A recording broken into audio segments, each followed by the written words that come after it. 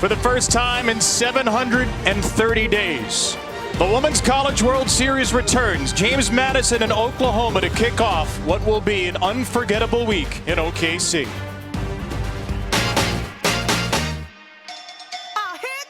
Greatness is a sacred thing. It's not blue or pink. It's a storm that breaks inside the soul of a true believer. There is no doubt for the Dukes. They're going to the Women's College World Series. We've been hungry, starving, while the field stood empty. Insatiable, focused, and dangerous. This day is an arrival point, a rebirth long in the making. Unseated, unfazed, Georgia is moving on. Greatness is a sacred thing. It's not you or me, it's us. Welcome to the 2021 Women's College World Series. Patiently, quietly, faithfully, worship me.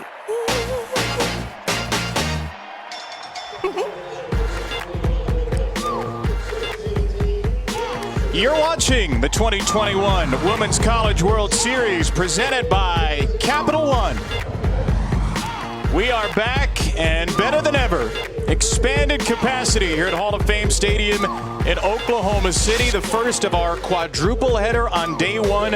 JMU in Oklahoma, Georgia and Oklahoma State to follow, and then one heck of a night session. Arizona, Alabama, and Florida State, UCLA. Welcome back, everyone. Kevin Brown, two-time All-American, Amanda Scarborough, Jalen Johnson with us shortly.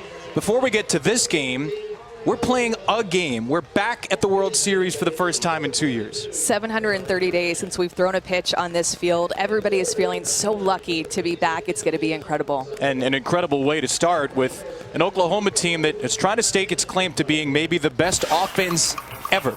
Well, the best player was named this year, and Jocelyn Allo, National Player of the Year. 30 home runs, over 80 RBIs, hitting over 480 on the year. She earned that National Player of the Year, the first ever to do it from Hawaii. But they don't just have the National Player of the Year, they have the National Freshman of the Year with Tiare Jennings.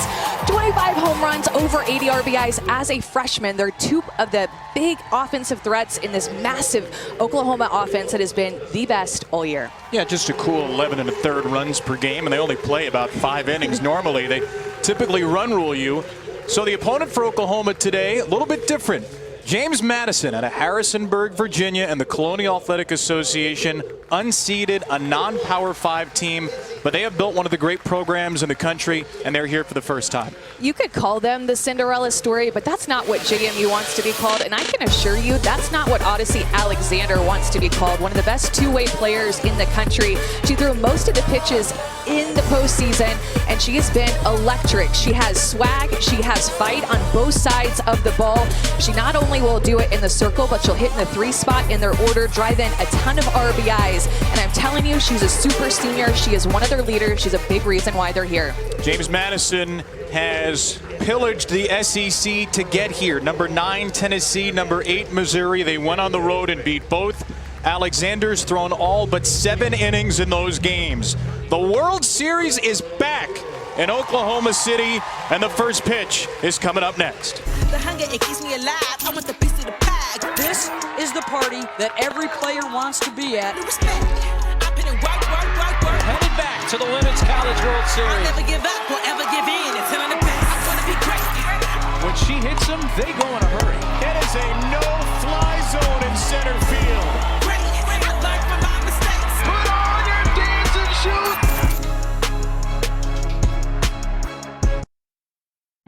The NCAA Women's College World Series is presented by Capital One. What's in your wallet?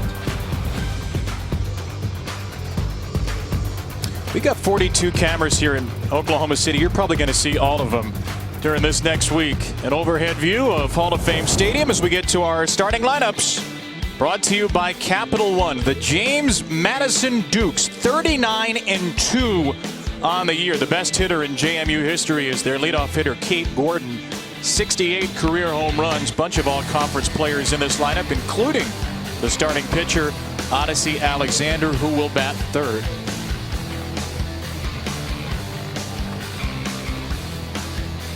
Whole lot of Oklahoma faithful are in the seats, the new upper deck here in 2021, and they're going to root on Shannon Sale. There are a few good options for Patty Gasso in the circle. She turns to her fifth-year senior. Yeah, Shannon Sale has had a really strong year for Oklahoma. She's one of their super seniors, has a ton of experience there in the circle. She throws hard, good spin, and good movement. She gets a lot of swings and misses.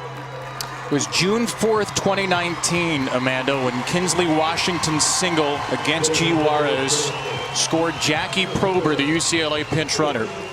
It has been 729 days, 12 hours, and 47 minutes between Jackie Prober's left hand touching home plate and this foul ball off the bat of Kate Gordon as the World Series returns to Oklahoma City.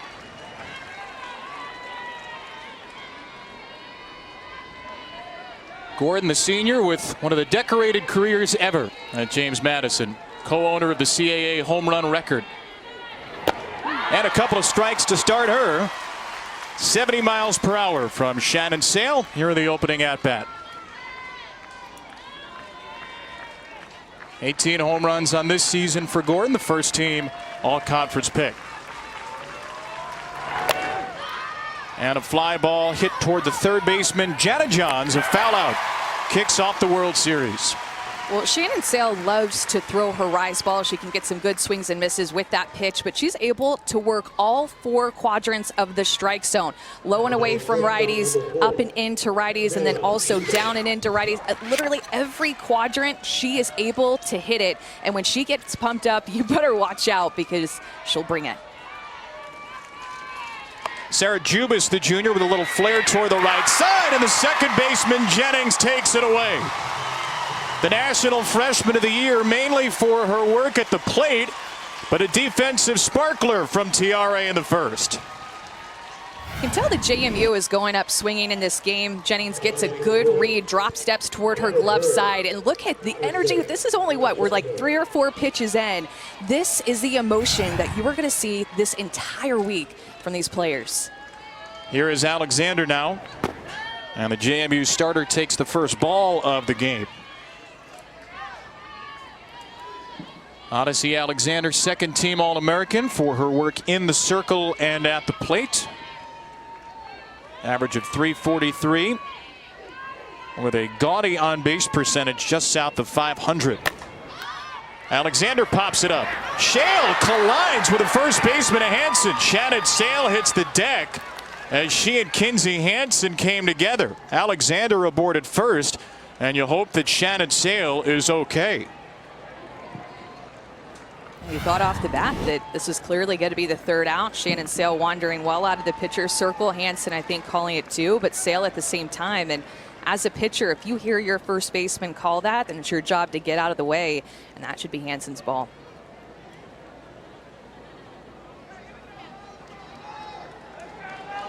It will go down as an E3 against Hansen because the ball was in her glove. And you know, the more that I watch the replays, you can see Sale moving her lips, but didn't see Hansen calling it as the ball came down. I mean, Kinsey Hansen, Amanda, is normally the starting catcher for Oklahoma. Patty Gasso likes to move her players around in the field, get them to start at different positions, and Hansen not quite as experienced a first baseman on that play. Well, Shannon's going to throw some warm-up pitches. Patty Gasso next to her in the circle. Hall of Fame coach at Hall of Fame Stadium in search of her 5th national championship for Oklahoma. 2000 the first, 2013, 2016, 2017. And a lot of unfinished business certainly on her team's minds after the previous World Series. Oklahoma made it to the championship series, but it was swept by UCLA. So Shannon Sale good to go. Alexander aboard for James Madison, and here is Logan Newton. Only left-hander in the lineup takes ball 1. And is Ron Alexander behind the plate in game 1. Tom Meyer at first, Cameron Ellison at second, and Tanya Garris at third.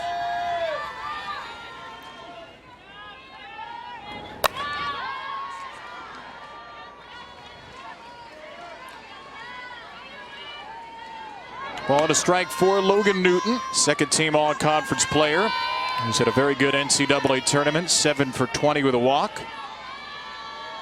James Madison team that's 8th in the country in home runs per game.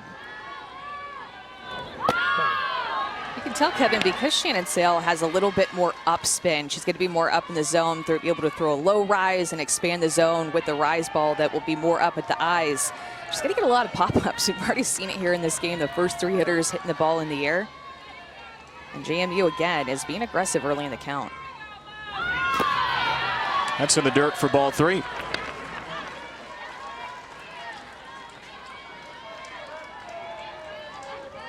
There is Lauren Laporte, head coach in her 4th season at James Madison. Took over for Mickey Dean when he left and went to Auburn. Told us she had the chance to join him on the staff, but she has continued to build a monster here. On a 3-1, strike 2 for Newton.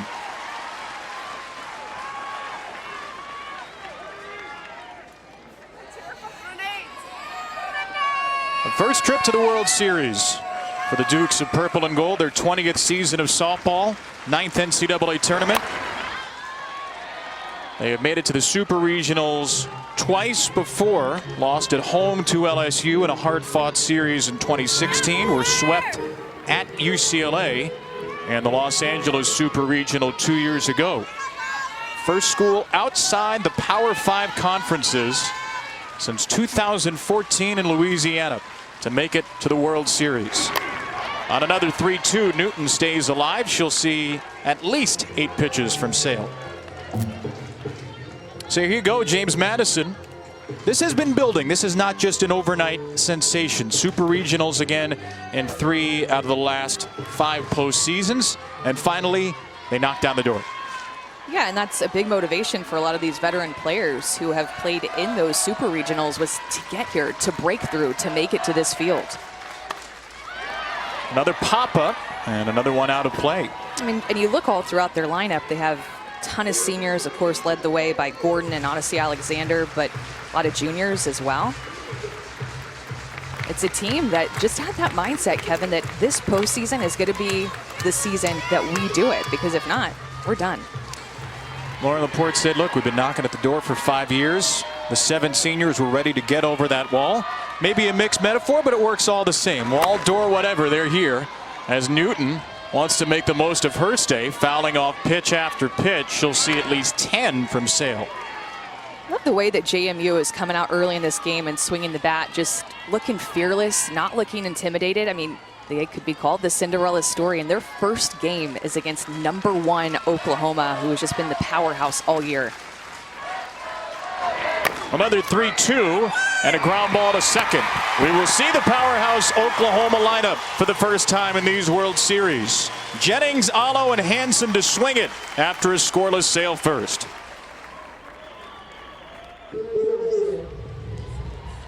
First inning error, nothing more for James Madison, and the best offense that maybe we've ever seen in college softball. The Oklahoma Sooners will bat their starting lineup, presented by Capital One. If you like 300 hitters, if you like 400 hitters, this is the lineup for you, folks. 63 runs in just 5 games, the second most home runs in college softball history. Freshman of the year to start, player of the year bats second. Hansen tied for 7th in the country in home runs. Jada Coleman, as good an all-around freshman as any. On and on it goes. It is a daunting task for any starting pitcher, but James Madison does have a good one. Odyssey Alexander, the second team All-American. Yeah, Odyssey Alexander has had such a good year. 1.14 ERA on the season. She has the ability to be dominant, to be shut down, but man, she will have a tall task ahead going up against Oklahoma. 186 strikeouts, just 117 innings. A James Madison record, 19 Ks in 10 innings in the tournament opener against Liberty. Alexander to Tiare Jennings to start the bottom of the first. And a strike, 69 miles per hour. The National Freshman of the Year, Tiare Jennings. What's she done in the NCAA tournament? Not much. 10 for 17, 7 doubles, 1 home run, 4 walks, ho-hum. Jennings chases one, and Alexander is ahead 0-2.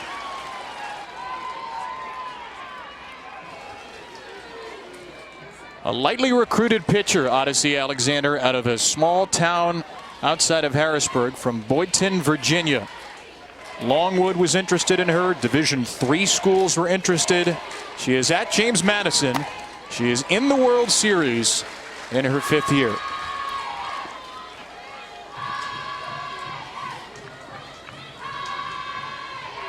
Seventh start in the postseason for Alexander, who's gone 4-1, got a save in a re-entry situation. And she gets Jennings to hit a ground ball to short. Sarah Jubis throws out T.R.A. Jennings. That off-speed pitch that she just got Jennings out on is going to be important because her favorite pitch is her rise ball. It sets up everything else, just like her curveball. She's able to get swings and misses, like in the at-bat to Jennings. But she has a couple of off-speed pitches, the changeup that you see there, and then the off-speed drop that she just got Jennings to roll over on. That changeup, that off-speed drop, her changing speeds is essential today against Oklahoma. How thrilled are you right now if you're in the James Madison dugout at what you saw that first at-bat? A swing and a miss and a ground out, you're loving it. Here's Jocelyn Allo now. So the National Freshman of the Year to start and the National Player of the Year to follow. Allo announced a couple of days ago as the award recipient. Beat out Gabby Plain and Rachel Garcia, latter of whom we expect to see tonight, UCLA, Florida State. 2-0 for Allo, who's hit 30 home runs on the season, 3 of them in the NCAA tournament. She has tied her own record and Lauren Chamberlain's record for the most home runs in a single season in Oklahoma history. 84 in her career.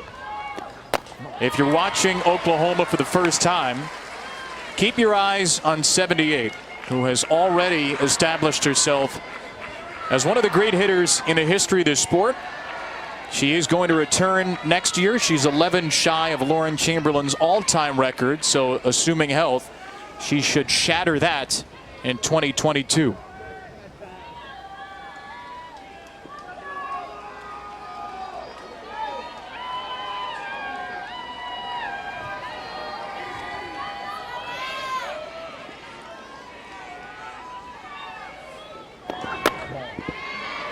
And she sees a lot of those too. Allo with her 35th walk of the season. It comes on 4 pitches.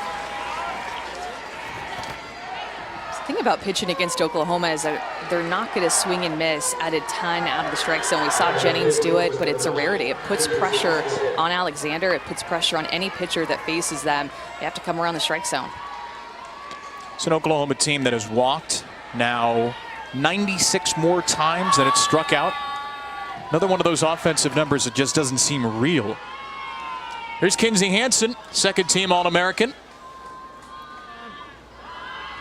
Hansen was in a bit of a power drought going into the Big 12 tournament. 18 games without a homer, then promptly hit 6 home runs in her next 8. 21 on the year, and a swing and a miss from Hansen. So that rise ball has bedeviled Jennings and Hansen so far. You can tell the ball just explodes out of her hand. It just jumps, late movement. She throws hard. That last pitch coming at 71 miles an hour up and in on the hands.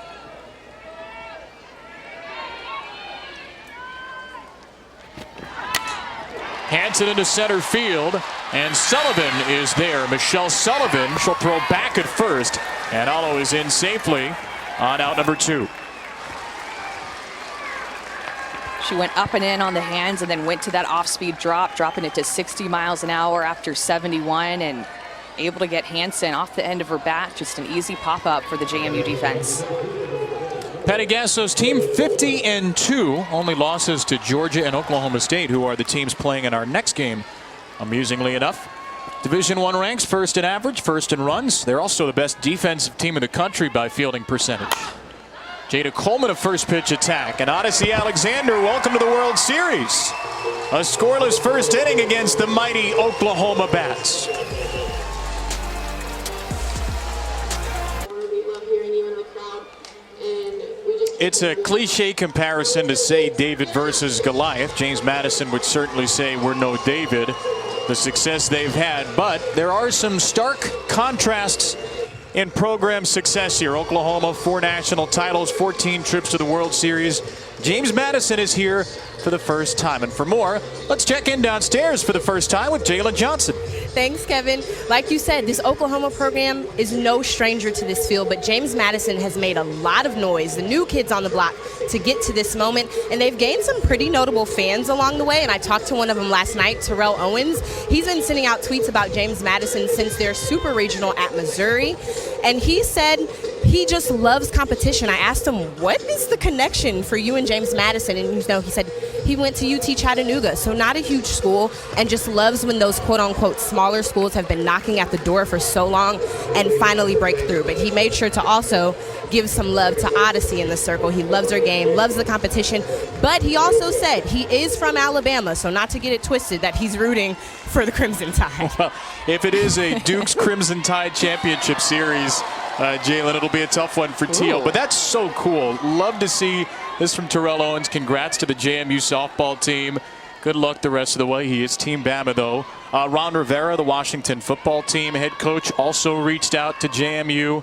So much fun to see the support this team has picked up on the way. And we asked Lauren Laporte about that. She said, look, at one point or another, everybody's been on a Cinderella story type of team in their life. Yeah, she said that there's always the underdog vibe with the mid-major programs, and it's true. People doubt you over and over again, and she's been a part of this JMU program for almost a decade now, and so she's used to that feeling. Coached at a mid-major school prior to getting to JMU, so she's used to it, but look at them getting here, and they did it in a big way. Batter is Madison Nayokis, number 5 hitter in the second, and Shannon Sales' rise ball is a wayward one for ball 2. Nayokis, the 5th-year senior from Chicago, CAA Defensive Player of the Year, first team all-conference. Heck of a stolen base threat if she can get on.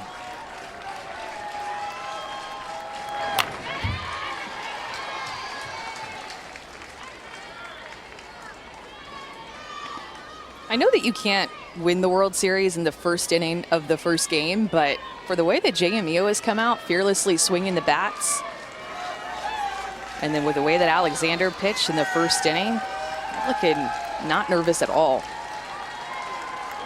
6th pitch to Nayokis, that's in the dirt. You can't win the World Series, but if you face Oklahoma and give up 6 in the first, as a lot of teams had, you might feel like you're out of it right away. Especially, too, it's hard to play Oklahoma in Oklahoma City because it's basically a home game for them. Everybody is cheering for them.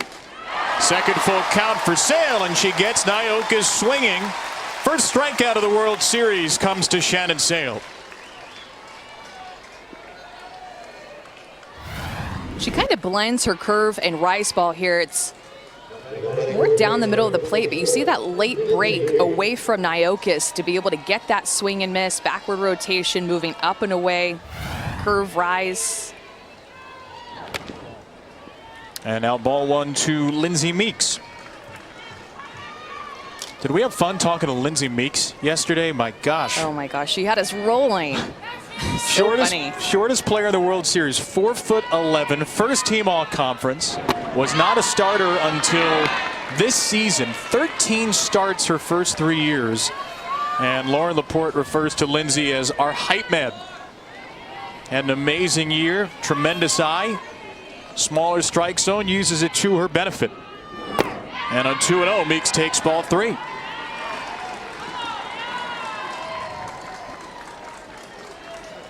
Yeah, we had a chance to sit down and talk to her, and not only did she have us laughing, she had us inspired, telling everybody not to give up on your dream. She tweeted this out. It got thousands of retweets and likes, and she was told that she was too short. She's 4'11", and look where she is now.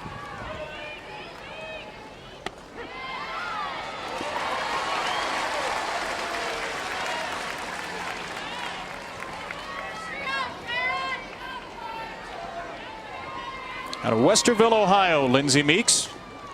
Ready for a 3-1 from Sale. And that's a strike.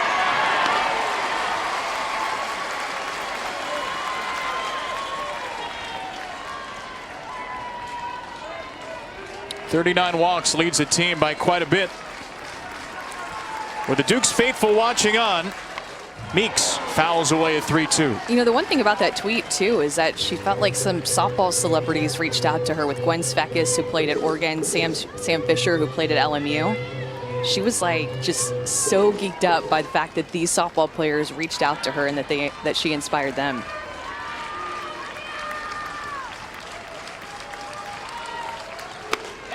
Strike three swinging, 71 from Sale, who is bringing the heat here in the second.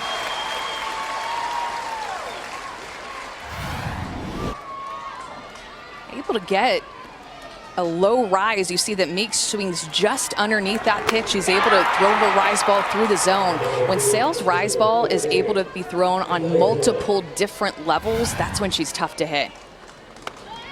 Ball one now to Hallie Hall, designated player for JMU.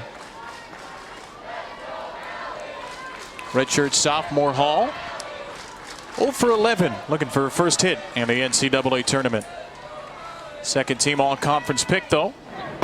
Basically everybody in this lineup is an all-conference pick. When you go 39-2, you tend to have a lot of them.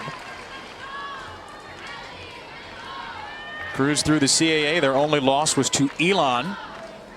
Only other loss of the year, Game 2 last weekend against Missouri. They rallied to win Game 3 in Columbia. 1-2 for Hall. Seems like Shannon Sale is just spinning the ball better in this inning than in the first, getting more swings and misses, being able to spin these pitches through the zone, through the strike zone.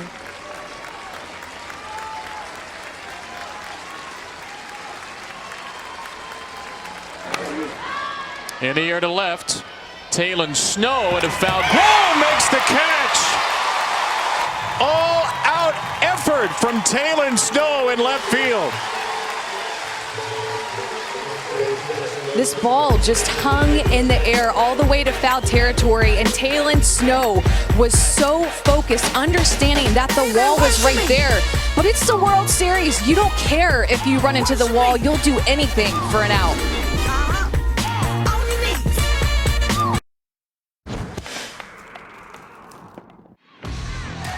Jang's a ripper, and she does continue the streak. Hanson looking for more. She does it again. Hanson at the wall and gone. And she has just tied the Oklahoma single season school record with number 30. Just a few of the 146 home runs that Patty Gasso's Sooners have hit this year. 12 shy the all-time record, the 2010 Hawaii Rainbow Warriors. They've homered in 50 games. They've not homered in 2. They've scored nearly half of their runs on a ball that leaves the yard. They're liable to go yard at any point in the game, at any part of their lineup. So good all year. This is Grace Lyons, who opened her season with a 3 home run game against UTEP. 14 for her on the year, the Big 12 Defensive Player of the Year, and a second team All-American at shortstop. 0-2 to Lyons, who's had a great career. Coming into the game, started all 139 of her career at short. In the NBA playoffs are kicking into high gear late in the first round. Game 6 tomorrow, 9 Eastern, 8 Central. The Clippers and the Mavericks. Dallas leads the series after a win last night. Road teams won all 5. Luka Doncic 42 in the win. 9 Eastern, 8 Central, ESPN. NBA countdown 1 hour earlier. Cool 1328 OPS for Lyons, who is the number 5 hitter on this loaded lineup. And a 1-2 from Alexander. 2-2.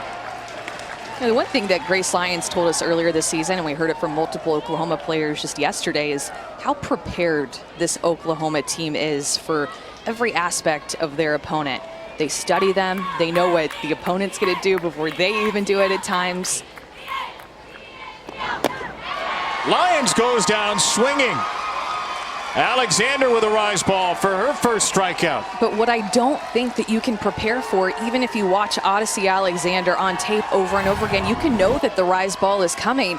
But what you don't know is how much it is going to have that late break and just explosion out of her hand. She's throwing hard, she's throwing with a heavy ball, and she's getting some major swings and misses. Her first strikeout of this game, her 187th of the year. Here's a bunt from Mendez. Alexander, very good fielder, in time to first. The second baseman, Nyoka, is covered, and Mendez is erased. She can do it all. She is such a good athlete. The minute that this bunt is put down, I can tell you in her head, she's thinking, you're not going to get me. Good job by Nyoka to be able to get to first base, not be surprised. A bang-bang play that JMU plays perfectly. Nyoka is the conference defensive player of the year with a quick cover at second. 1-4 on the bunt, and 2 down. Batter is Lindsey Elam. And Elam pops it up out of play. 5 outs recorded by Alexander. 1 walk to Alo. No hits allowed. Elam, the second-year captain, trying to break through. She's had an incredible postseason. 7 for 11, 5 extra base hits.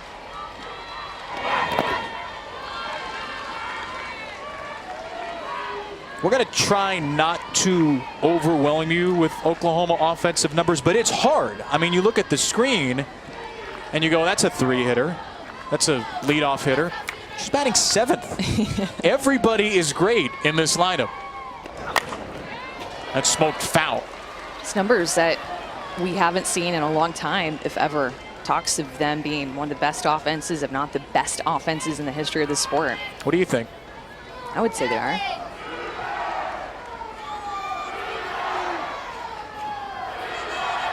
I'd say it's like A&M 07, Oklahoma 21, neck and neck. Yeah, maybe 08. I think we did a little bit better that year. Elam fists one away, still 1-2. Alexander throwing hard and high, 71 on that pitch. Yeah, just not scared to go inside these right-handed hitters. Kind of wondered what we'd see from Odyssey Alexander. Very emotional when we talked to her yesterday. Seems so thrilled to be here, so stunned that she made it. She does not look one bit afraid of the spotlight. And another strikeout will show you that. 70 miles per hour for Odyssey. Bookend K's in a 1-2-3 second.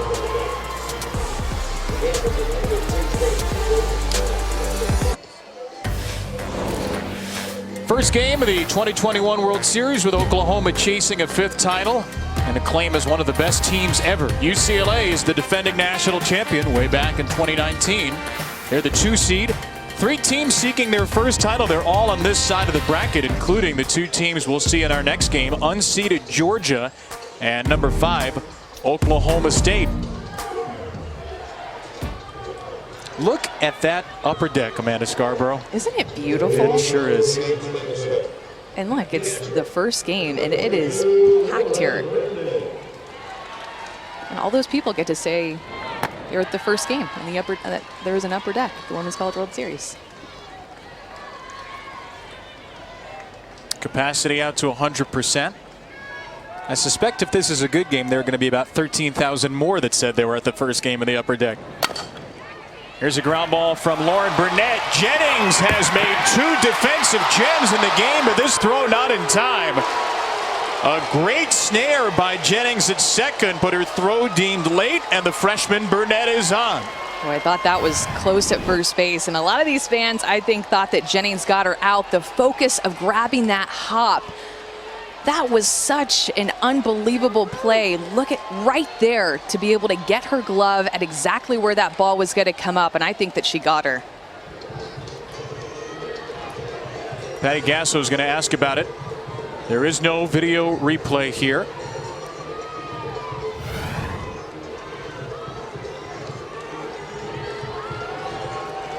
So it'll go down as an infield single for Burnett. One more look.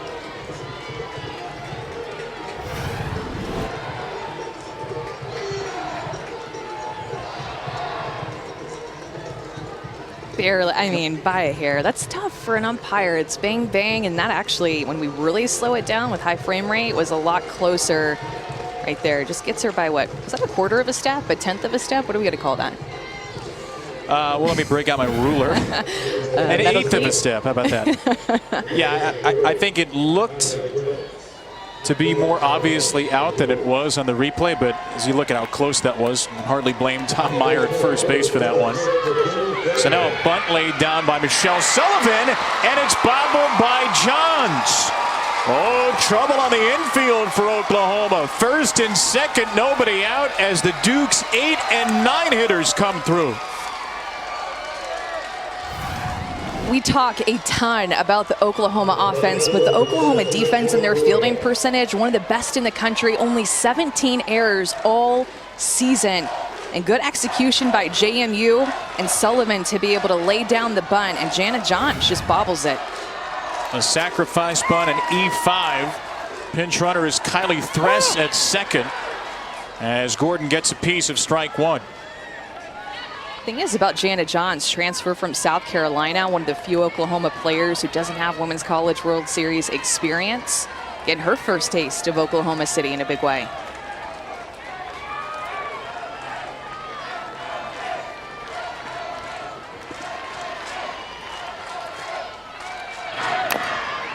A ground ball from Gordon wide of Johns. Let's check in downstairs with Jalen.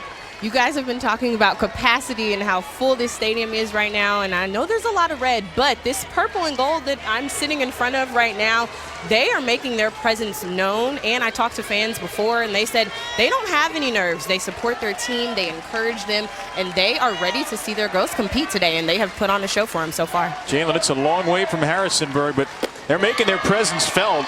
Loud and clear, the James Madison cheering section. Most of the season, only about 100 fans allowed at home games for JMU, so they are soaking up this opportunity. Yeah, they're loud here. They're really loud on Twitter. Very passionate on the Twitter. I can't believe how old you sound when you say the Twitter. I know. Drop the. It's kind of sad. As Justin Timberlake, Sean Parker would say, just Twitter. 2-2 for Gordon, who's been a monster this year, over 500 with runners in scoring position. JMU trying to break through in the third. And Gordon goes down swinging. Strikeout number 3 for Shannon Sale.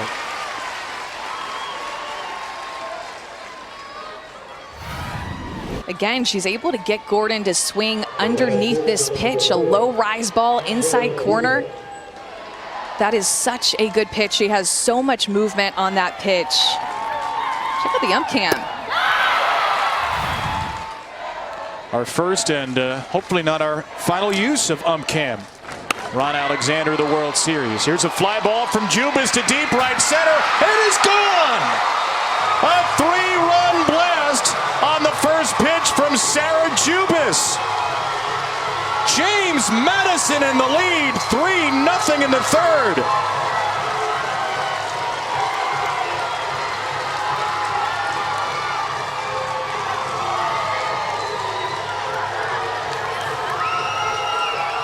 We've waited 2 years, and quickly we are in the midst of chaos. Shannon Sale went with the off speed, and Jubas was timed up, ready for it. It was a mistake, about belt high, and Kevin, that ball just continued to travel, just barely over the fence in right center. Sarah Jubas with her first home run of the NCAA tournament. Her 11th of the season, and that is a scoreline that not a lot of folks expected to see here in Oklahoma City.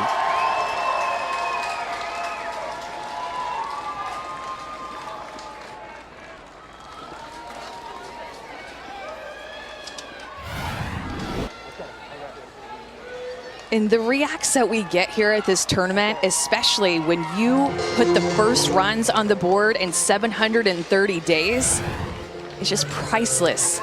We talked to her yesterday, man, and she said just I never thought I'd be able to be here. I mean, she ran out of words talking about what this experience meant to her. Yeah, and I was going to go back to that conversation too, Kevin, because she was so soft-spoken, of course, very emotional about being here, but that swing, not soft-spoken, big. We've been told that the umpires have just issued a warning to the James Madison dugout for coming out. But who cares? You get the first 3 of the World Series against Oklahoma. Rush the field for all we care. Alexander with a line drive to center, and Coleman is there after the visit from Jen Rocha, the Oklahoma pitching coach, to settle down Sale. They just continue to be aggressive early in the count.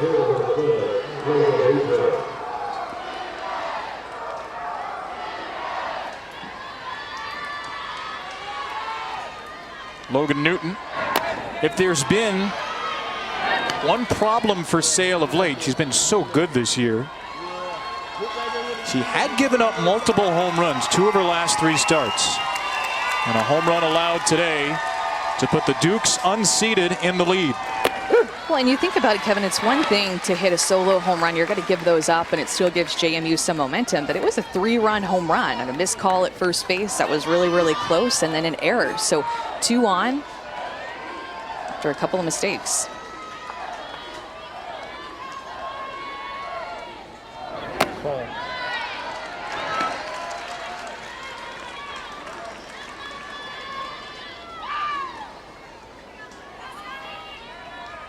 Not a lot of deficits for the Sooners this year. 34 of their 50 wins have come via the run rule. Some adversity for Patty Gasso's team in the 3rd. Joy and exultation for Sarah Jubis of the James Madison Dukes. The dream is to get here. The goal is to compete when you get here. JMU up on the #1 team in the country, 3-0.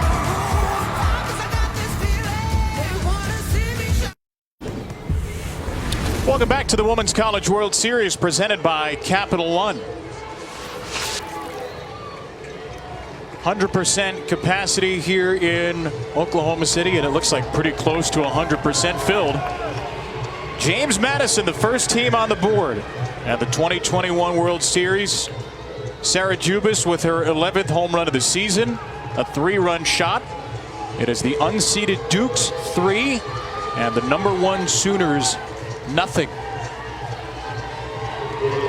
First time in the tournament, Oklahoma hasn't scored in the first 2 innings. They don't have a hit in the first 2 innings. Only 1 walk against Odyssey Alexander. Whether or not she expected to be pitching with a 3-run lead against Oklahoma, she is now. And a strike to start against Janet Johns.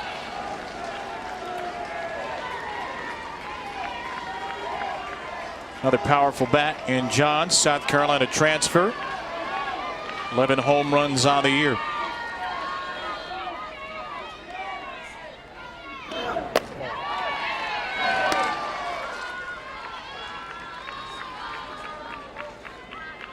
Alexander just 11 pitches in each of the first 2 innings. 2 strikeouts in the second. Both swinging against Lyons and Elam. And another swinging strike. She's just continuing to throw that rise ball up and inside and getting Oklahoma some big swings and misses. Probably the biggest swings and misses that I've seen out of them all year.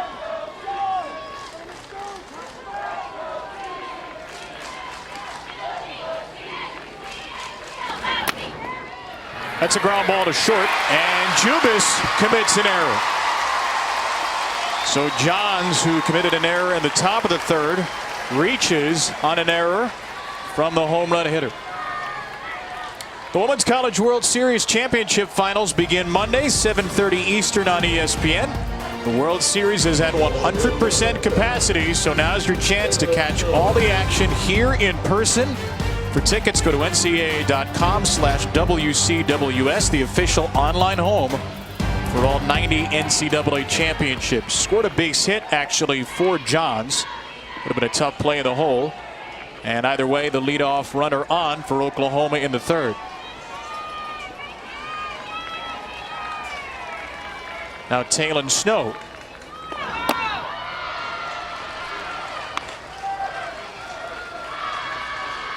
Only her 7th start in left field this season. Snow made that great diving catch in the second. Played shortstop at Auburn's, played mainly first base here.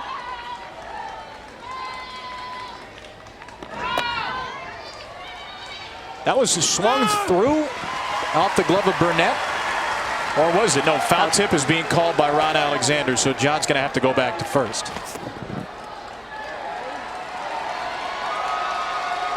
Patty Gasso's not so sure about it.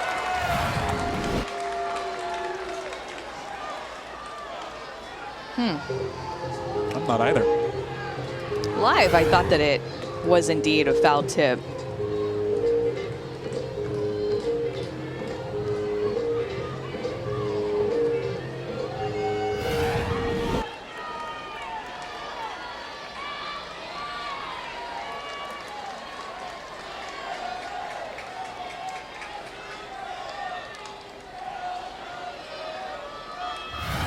I don't think so. I don't think so either.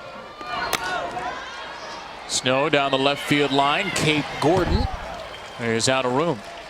It's tough, Kevin, to grab the lead and then the very first batter of the next half inning after you grab the lead commit an error. Just you want to be able to hang on to that momentum. It feels the same as a leadoff walk after you grab the lead, especially when you're at the bottom of the order, which maybe has a little bit more breathing room than the rest of the Oklahoma order.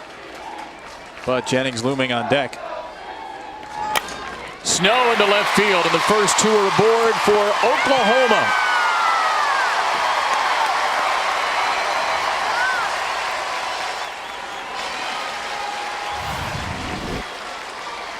Good two-strike hitting here by Taylon Snow, expecting something a little bit more up in the zone, but it's not up enough, and she's able to get her barrel to it in the middle of the top half of the ball and just shooting it the other way.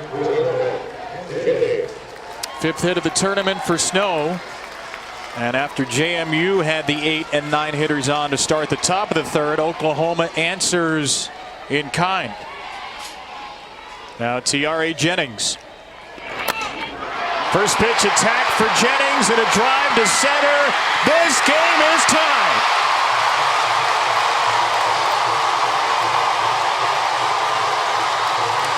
Number 26 for Jennings. And the nation's RBI leader picks up 3 more to tie the score.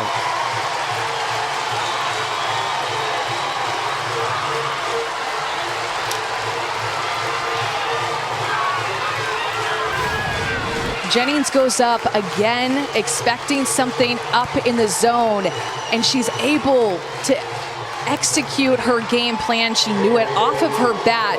These Oklahoma hitters are going to start making adjustments on this rise ball. An up and in pitch that she got her swinging one time in her first at bat, and she sends it so deep. A 10-game hit streak now for Jennings, who is alone in 2nd place in the country in home runs. And the Sooners move within 11 of the all-time record. That could be just a weekend's work for them. 0-2 for Jocelyn Allo. How weird is it that it's basically the same thing happened for JMU? An error, a hit, and then a 3-run home run on the first pitch of the at-bat. It's exactly how they scored.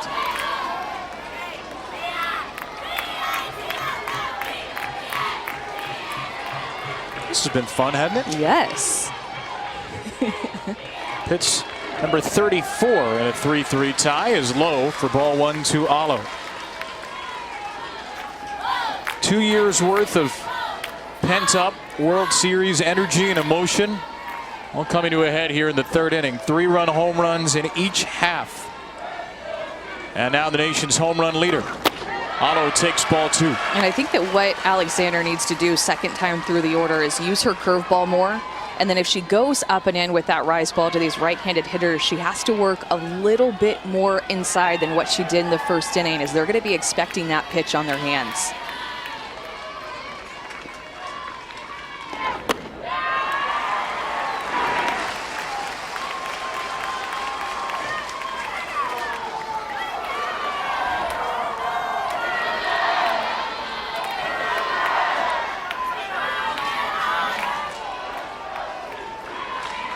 Allo walk to the first.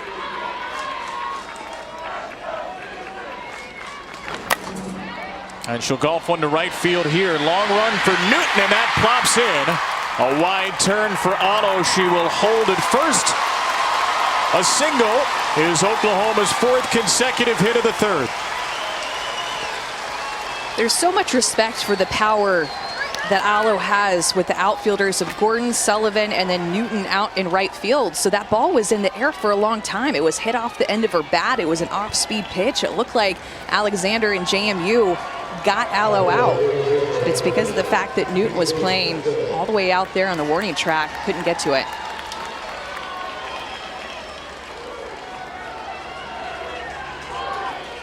So 2 singles, a home run, another single. Still nobody out in the 3rd. And Kinsey Hansen with a first pitch foul ball.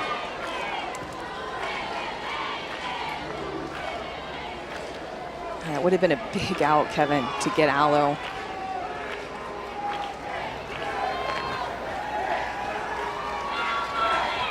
Especially after being ahead of her 0-2 in the count. Yeah.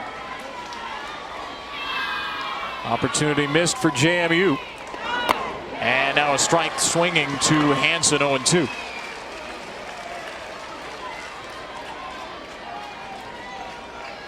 Well, the stunned silence that had hung over the stadium lasted for about 5 minutes, maybe. Oklahoma, the nation's most explosive, relentless offense, with an immediate answer here in the 3rd. It's exactly what you want to see out of your team, too. It doesn't matter if you're wearing an Oklahoma jersey, a Georgia jersey, FSU. It doesn't matter. You want your team to be able to punch back. You're going to take some punches here. It's a Women's College World Series, but you have to be able to respond. And Oklahoma didn't even waste any time. There's a world, I think, in which if Oklahoma comes back to win this game, Patty Gasso is going to say being down 3-0 might have been the best thing for us. Always trying to talk about her team as the underdog and find ways to instill an underdog mentality, which is really hard to do when you run rule everybody, but she has kept at it. Continue to remind her team that you haven't peaked yet. Now there's a terrifying thought. 1-2 for Hansen. Off the fists and foul. Well, remember, they had won 40 in a row. And they went on the road to play Georgia, and they lost the first game of the doubleheader. Georgia broke their win streak, and that was a big turning point for this team. As any loss teaches you something, as any bad at bat teaches you something, Patty Gasso really looks back to that loss against Georgia as a turning point and a big moment for this team. Came back to win later that day. Run ruled Georgia the next game of a doubleheader. Hansen goes down swinging. Alexander finally recovers her 3rd strikeout. Jenny getting that first pitch of her at bat off of Alexander, and just the emotion that you saw again out of Oklahoma. All the runners on base and Jennings threw their hands in the air, knowing that that swing tied up the game. The National Freshman of the Year. 3rd time Oklahoma's won that award in just 7 years of National Freshman of the Year hardware. First time ever schools won National Freshman and Player of the Year with Jennings and Allo. This is one of the other 2 finalists at the plate now for Freshman of the Year, and Jada Coleman.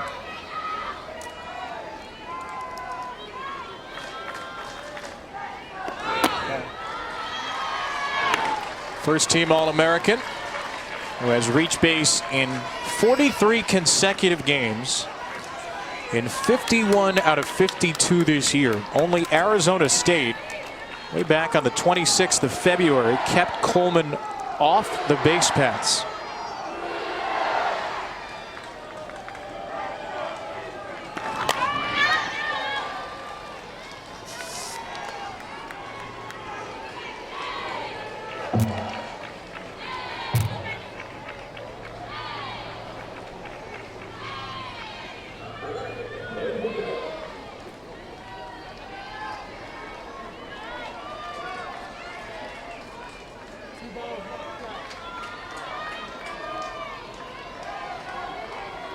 22 pitches in the first 2 innings for Alexander. This is her 25th in the 3rd alone. And it catches the corner for strike 2. And it seemed like it took Jada Coleman, in her words, forever to get here. She was committed for 5 years before she was able to put on that Oklahoma uniform, an early commit. Went on a recruiting visit with our own Aaron Miller way back when. In the air to left field, and that is caught by Gordon. Great jump by Kate Gordon to take away a hit from Coleman.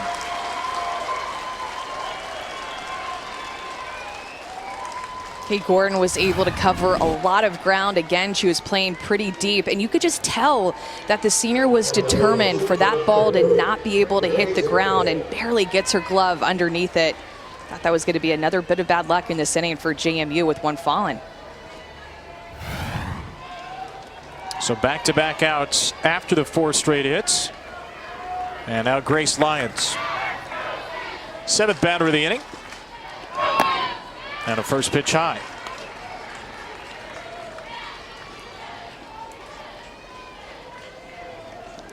Lyons struck out swinging at a rise ball her first time. One of 3 strikeouts in the game for Alexander.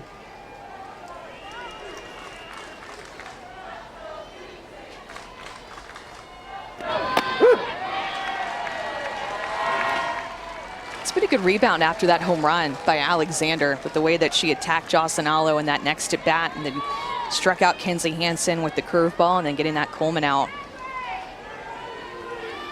You seen her change anything? Maybe going to that curveball a little bit more. I'm giving her the signs up here like, hey, throw your curveball a little bit more. They haven't seen that much of it, and it's your favorite pitch. Throw it. That's tampering. Nobody worry from the NCAA. I'm not actually doing it. Well, Odyssey did tell us yesterday that she actually learned how to pitch by watching your YouTube videos. Pretty cool, huh? Yeah. So I would suggest she listen, because it's gotten her this far.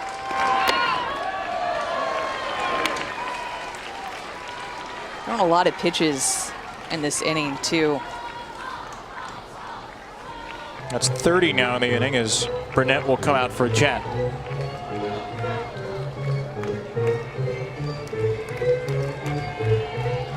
What did you learn about yesterday talking to Odyssey Alexander? What did you learn about the way she likes to pitch? She loves to be athletic and determined to prove herself, to prove to everybody else that she is an athlete. Talked to us about throwing into a well in her backyard, and she just didn't want to pitch that way, but she also wanted the ground balls that came off of the well. She wanted to prove that she was a true athlete on both sides of the ball, and wants the ball in her hand and also at the plate. Thinking about the way she fielded that bunt in the 2nd inning, too. That was the kind of play that the well would make you feel happy about. This is the homemade pitching target for Odyssey Alexander from back in Boynton, Virginia. And her grandpa Washington spray painted those targets on the well in her backyard, and that's what she pitched into with 1 ball. Sometimes she'd throw it over the well and would have to go and chase it, as every pitcher has done in their life before. And if you'll notice, the middle block there was pushed in because Odyssey, even at a very young age, knew how to hit her target. Told her she would just pitch 24/7 out there. With those YouTube videos too, just being able to watch any pitcher, any coach that she could get her hands on and go in her backyard and just teach herself how to pitch. It's really incredible. Another 2-2. And a pop-up from Lyons, and this is out of play. Jalen? Yes, thanks, Kevin. Odyssey was saying that in her backyard, her grandfather was the one that was helping her out there. Sometimes he would go get balls just because she didn't feel like it. And he's the reason that she is here today. Her grandparents could not be here this weekend, but she said she is playing for them, and they are so, so proud of her watching from home. Yeah, we could tell how proud she was yesterday, talking about FaceTiming her grandfather, Washington, after the Super Regional win over Mizzou. We know they're watching and loving every second of it. Outside the Lions, and this long at-bat gets longer. 3-2 now for Grace.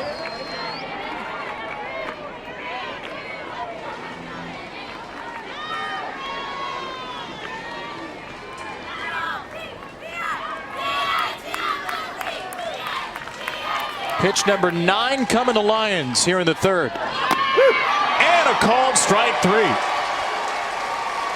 2 strikeouts for Alexander to escape the third. We'll talk to James Madison's head coach Lauren Laporte after this from Jennings. That Jennings home run on the first pitch of her at bat, the National Freshman of the Year, tying up this game.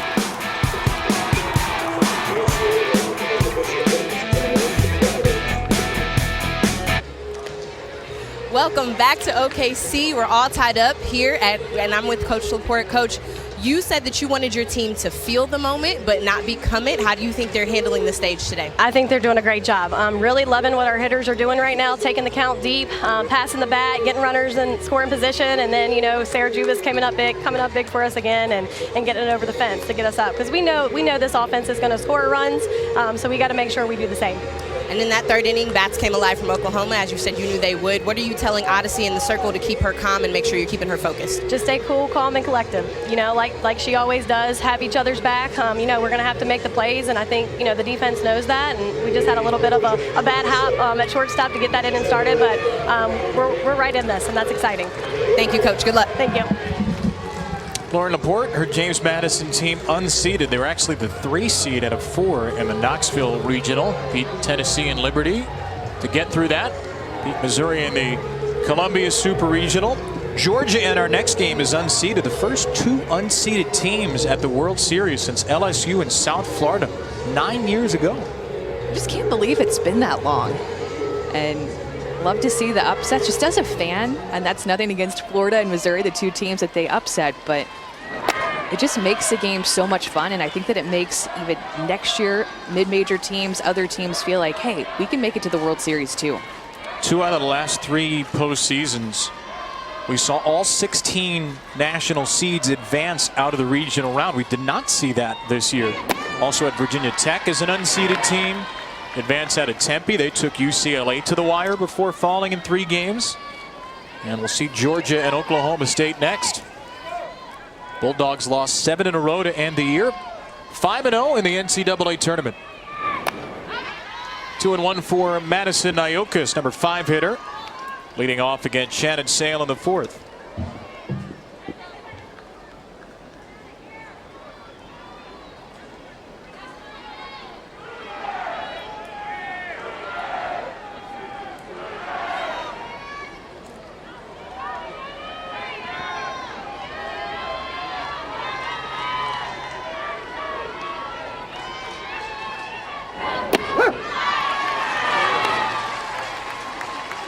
First 3 innings for Shannon Sale. What stands out to you? I think she's been solid. I really do. She's had a couple of unlucky breaks with the error and then the close play at first base that led to that 3-run home run. But I like the way that she's spinning the ball through the zone.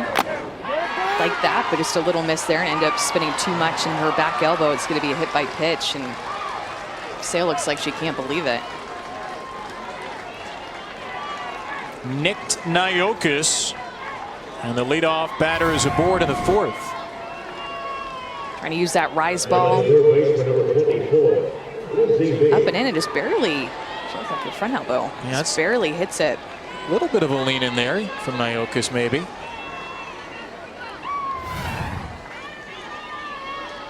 Lindsay Meeks squares to bunt, takes a strike. You know, Sale had told us that she feels like she's throwing harder right now, and she couldn't quite pinpoint exactly why, but being able to consistently throw 70 miles an hour, it's been a bit of a surprise to her. She feels like she's been able to use that to her advantage with her velocity.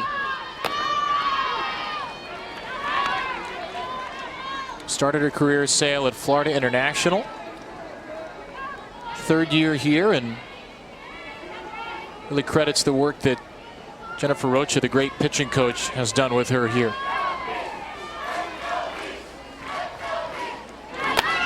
Meeks not bunting anymore. A delayed stolen base, and a stolen base against Oklahoma comes from Madison Iokas. Only the 4th steal in 10 attempts against the Sooners this year. Gotta love the aggressiveness. I think it caught Elam a little bit off guard because there was a slight pause, and it was just long enough for her to get her hand in at second. And Sale rebounds with a strikeout of Meeks. Strikeout number 4 for Shannon Sale. Look, if anybody's going to steal against Oklahoma, Nayokas is a pretty good selection. Now 26 for 26 on the year. JMU as a team 51 for 53. Well, this is game 1 of our quadruple header today. Coming up after this game, scheduled for 2:30 Eastern, 1:30 local, Georgia and Oklahoma State. Every game today on ESPN. Our night crew, Beth, Michelle, Jess, and Holly, Arizona, Alabama, Florida State, UCLA. And breaking news for us today, tomorrow night's games are now going to be on ESPN2, where originally ESPNU. That's been moved up because of the conclusions of some NBA series. It's a great thing. I love that. Yeah, if you're anybody but a Washington Wizards fan, great news for you. Are there Wizard fans? Of course there are Wizards fans, yeah. I know at least one. Pinch hitter for James Madison here in the 4th inning. It will be Emily Phillips in the spot of Hallie Hall. Freshman's had a nice season. 3 for 10 in the NCAA tournament. And a swinging strike, 0-2.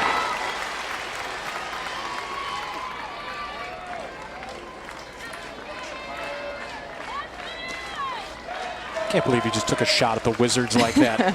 Wizards Twitter is going to be all up on you now. Oh, no. The fear in your voice. I'm very worried. Very concerned about the Wizards.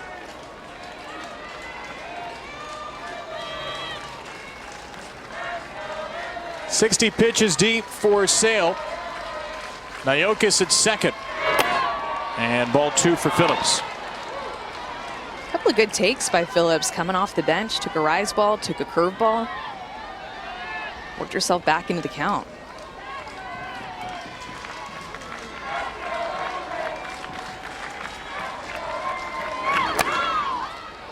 In the air right side, Jennings will clean it up for out number 2.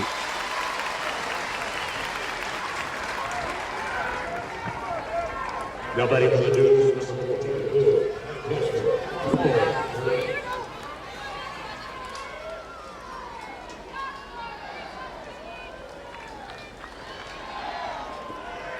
Batter is Lauren Burnett, freshman catcher. Infield single to second, her first time. A ground ball that Jennings made a great play on an inning ago. Looked like Burnett was out by a fraction of a step at first. She was called safe, and that started the 3-run rally in the 3rd.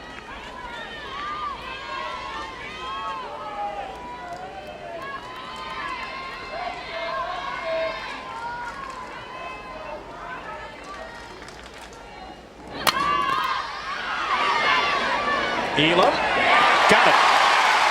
Nice job by Ron Alexander to get out of the way. The plate umpire. A foul pop to Elam. And a tie game midway through the 4th in beautiful OKC.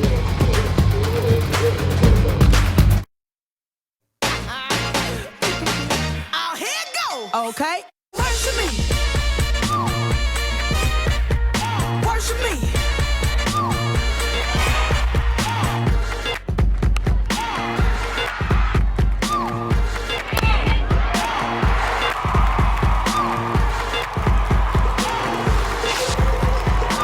Our first World Series emotional re-tease in 2 years. James Madison in Oklahoma. 3-run home runs from Jubis and Jennings in the 3rd inning. And we are tied at the midway point. Game 1 of the 2021 World Series. Kevin Brown, Amanda Scarborough, Jalen Johnson, our entire enormous ESPN family. So thrilled to be back with you with all of our bells and whistles. UCLA, the defending national champions from 2019. Bruins are going to play the national champs from 2018, Florida State. And our final game tonight, Georgia and Oklahoma State after this.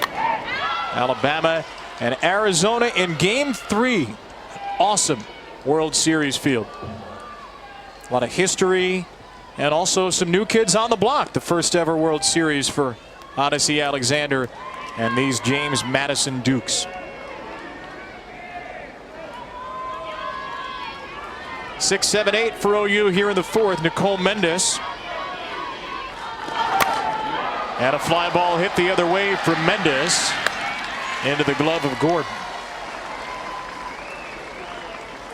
You know, it's really easy, Kevin, for teams who are coming here for the first time to implode in their first game, just look like they have so many nerves, feel paralyzed, have bad at bats, and just it's, I feel like, more normal than a team coming out and looking unintimidated like JMU.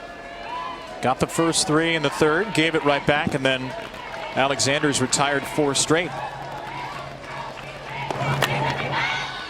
We were talking to Kenny Gajewski about this yesterday. Oklahoma State head coach. We'll see them in the next game.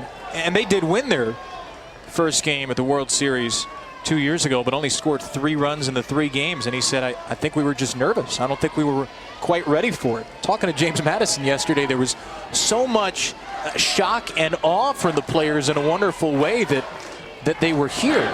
You got the sense at times like they didn't even necessarily expect to be here until they got here. So to see them come out and do what they've done today, stay as composed as they've been, I'm sure has gained them the respect of a whole lot of folks watching around the nation. Yeah, I think so too. It's been impressive.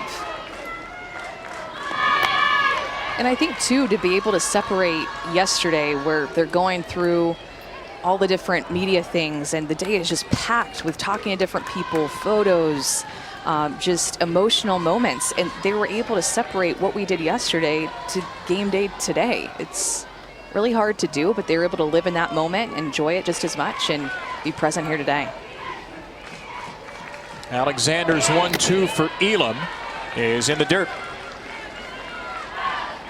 I mean, do you remember your first time on this stage? Like how nervy is it for a player to get here for the first time? Really nervy, and there weren't even the upper decks here, right, and not as many people because we weren't playing Oklahoma, so there weren't as many people here on that day. 2-2 blasted foul by Elam. And I think too, you mentioned it earlier, but JMU played in front of about 100 fans for their regular season, and then ended up playing Tennessee in the regional in front of way more fans, and then Columbia had close to 3,000 fans in Missouri, and they didn't even skip a beat.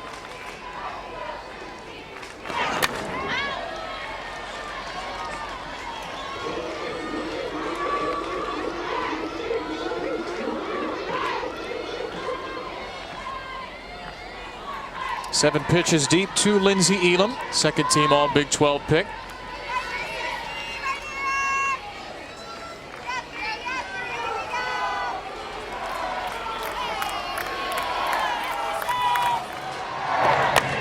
And another 2-2 will be another foul ball out of play.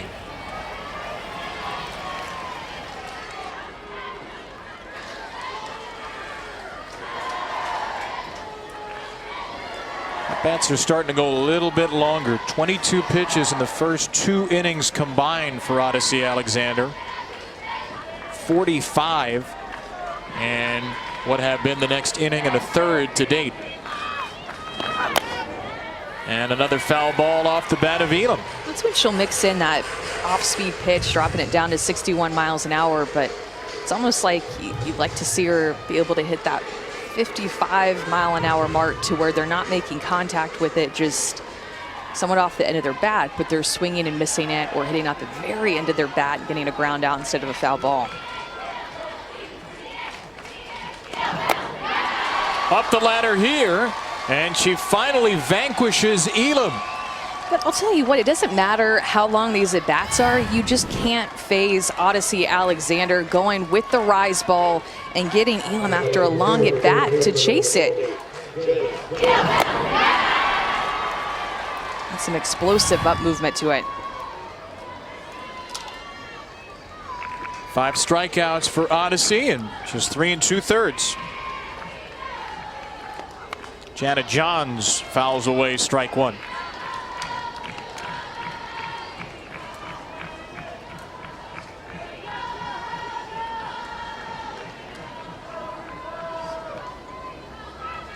Johns reached on the ground ball single to shortstop. start the run-scoring rally back in the third. Another first pitch strike for Odyssey. 12 out of 17 batters have seen strike one to begin their at-bat. One of those first pitch strikes was hit over the center field wall, however, the 3-run home run for T.R.A. Jennings in the third.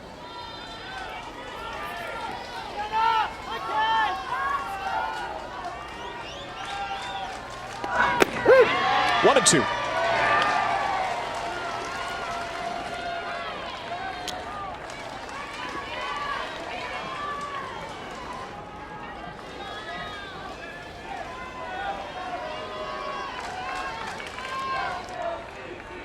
Alexander, who struck out 19 in her NCAA tournament opener, with number 6 on the afternoon.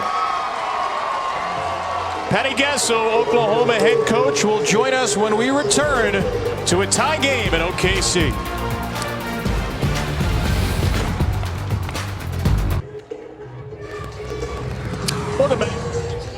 Series presented by Capital One.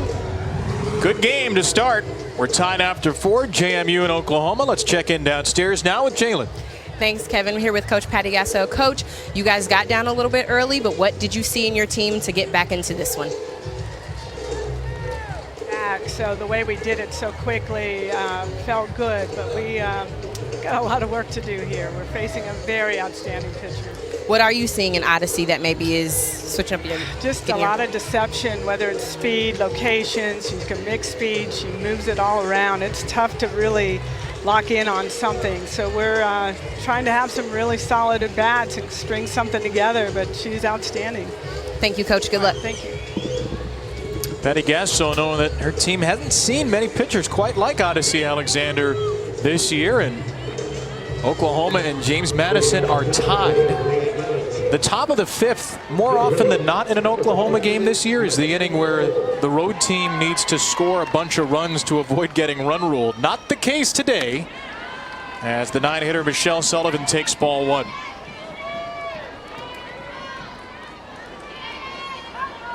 There's some concern down there for Patty Gasso. 6th all-time D1 wins. Knowing her team's got quite a challenge ahead of it in these final 3 innings.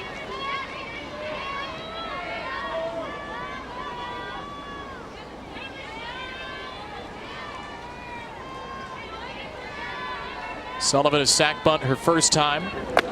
Reached on an error on the play by the third baseman Johns. That was in the middle of James Madison's 3-run rally. Each team with a 3-run home run in the third.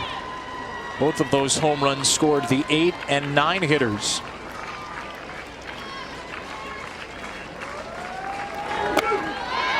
Sullivan did hold up, 2-2. Yeah, the one thing that I feel like JMU has done a really good job of all game long is swinging at strikes. They've not chased a lot of Shannon Sales pitches that have been out of the zone, and she, of course, wants them to do that. She wants them to chase that curveball way off, wants them to chase that rise ball way up. And they've taken a lot of pitches confidently, too.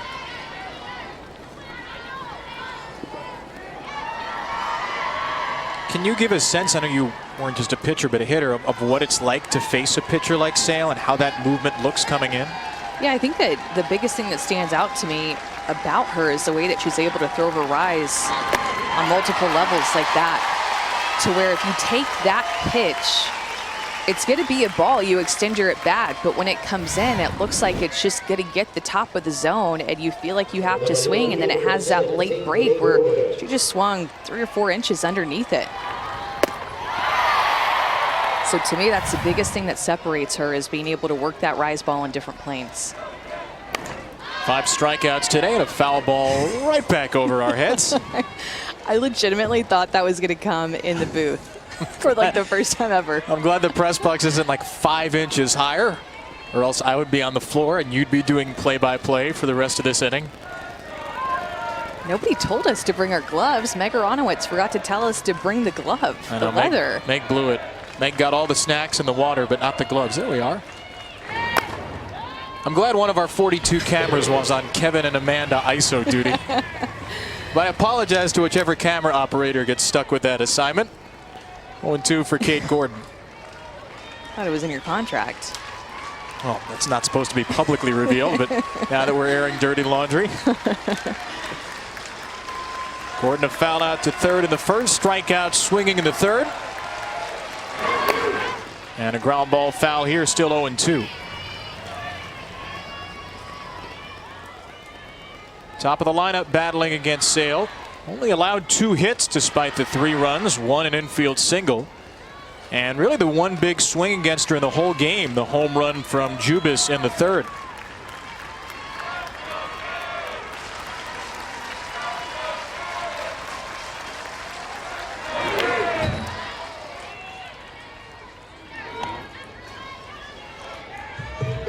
There is the James Madison home run hitter waiting in the wings.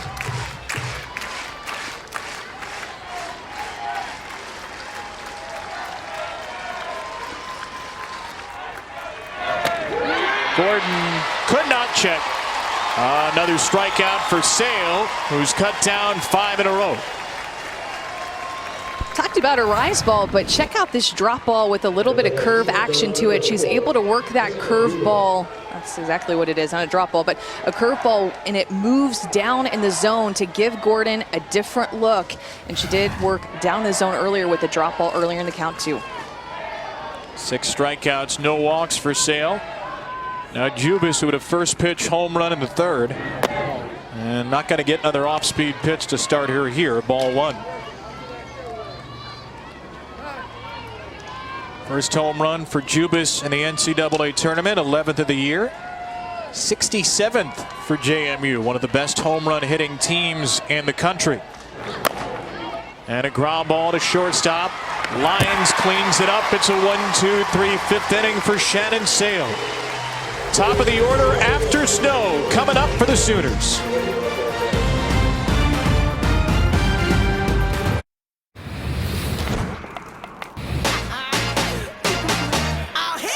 Okay. Here's a fly ball from Jubis to deep right center. It is gone! A 3-run blast on the first pitch from Sarah Jubis. First pitch attack for Jennings and a drive to center.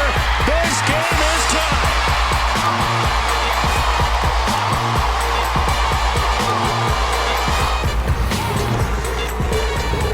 Unseeded James Madison, #1 Oklahoma, blow for blow in the third inning. In the history of the World Series, there's only been one win from an unseeded team in the opening round, way back in 2008. The artists formerly known as Louisiana Lafayette. They beat #1 Florida that year, and the Gators ended up rallying to reach the championship series. After losing that game, they would fall to Arizona State in the Champ Series. But James Madison has taken its best shot. A tie game in the bottom of the 5th. Odyssey Alexander throwing to Taylor Snow, Jennings and Allo to follow. And the 9-hitter Snow is ahead 2-0.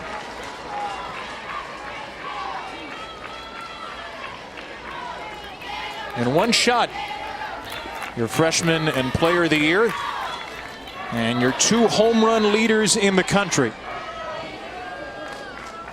Nice framing.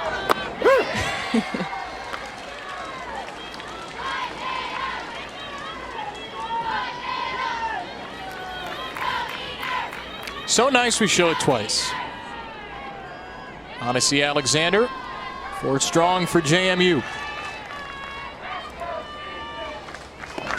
On a 2-1, Snow takes up and in. Kevin, you can see how far back that Logan Newton is playing, the right fielder for JMU. Just even with Taylor Snow, just so much power all throughout this Oklahoma lineup, and she's hitting in the 9 spot, just still respecting the power all throughout this Oklahoma lineup. It's about where she was when Allo plopped in that single a couple of innings ago. And a ground ball hooked foul here, 3-2.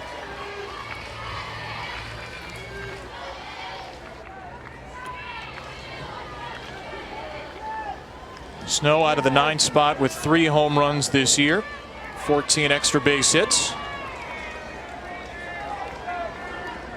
Oklahoma with 147 home runs as a team. And a 3-2 for Snow. And a strikeout for Alexander on a foul tip. 3 straight strikeouts for Odyssey Alexander, 7 on the afternoon.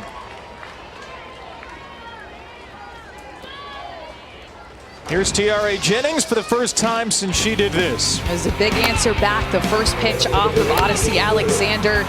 2 on, dead center field. Able to tie up this game. The freshman who has freshman of the year, but honestly could have been one of the finalists for National Player of the Year. It was a shortlist finalist before it got to the top 3, which Jocelyn Alo won. Get the feeling there is a National Player of the Year finalist at least somewhere in her future. Tiare Jennings, now 11 for 19 in the tournament.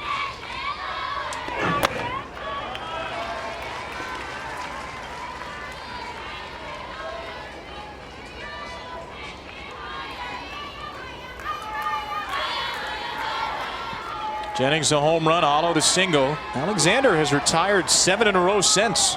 5 of them strikeouts. But behind in the count here. And off speed for a 2-0 strike.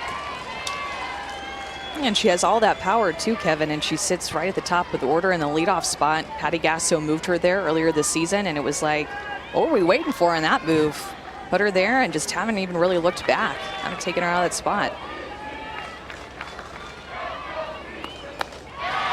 A chase for strike 2. And that's the better location for a rise ball up and in on her hands. On that rise ball that she hit out of here to tie up that game, it just wasn't inside enough. It wasn't up enough. That location right there, if she can throw that and get a swing and miss, why go anywhere else?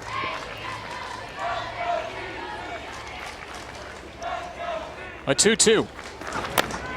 Jennings to second off the glove of Nyokis. And a 1-out ripped single for Tiare Jennings. The go-ahead runner is on for Jocelyn Alo.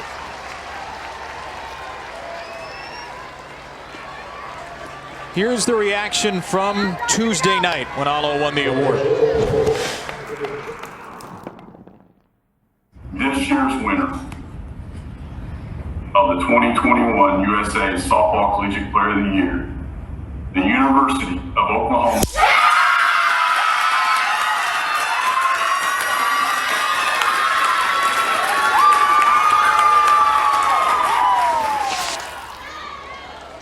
It was emotional to watch. It was emotional to speak with Jocelyn Alo yesterday.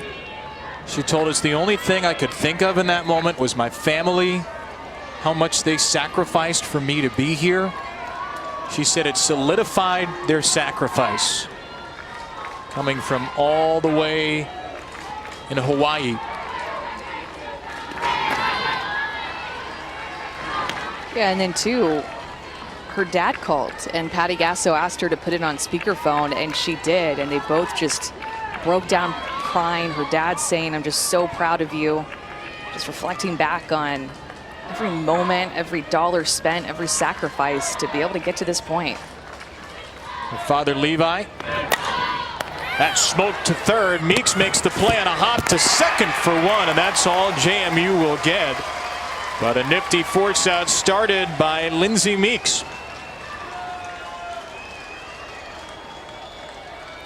I think, Kevin, one of the things that you have to know about Oklahoma is that their ground balls come off the bat differently. They hit the ball harder than most teams. So it looks like a routine ground ball is just leveled up a little bit at every position on the infield. And these James Madison players have been ready for it.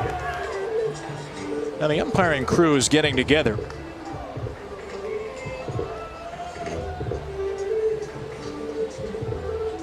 Have a 5-4 fielder's choice on the play, and we're going to get, it appears, a double play. I wonder if interference is being called against Jennings, the runner at second, for her slide into second base. Now let's bring in our rules expert, Christy Cornwell, for the first time. And Christy, what'd you see on this play?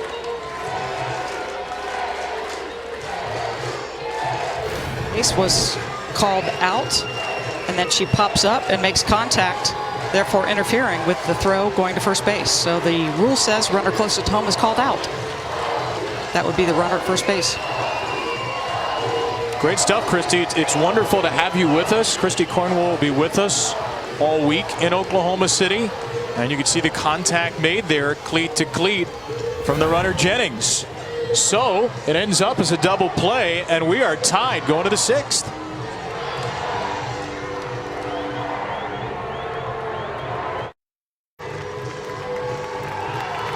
Still tied at 3 after a pretty funky double play to end the bottom of the 5th for JMU. Christy, as you're going to chime in here, the runner, what is she supposed to do, or what would be a safe call versus an interference call there? Like, where would have been a better angle for her? Well, the problem on this play is when she popped up and made contact with her upper body and interfered with the throw. That's the key issue here. We have upper body contact interfering with the throw to first base. So to be clear, Christy, it's not the cleat to the cleat on the slide, it's the pop-up right there?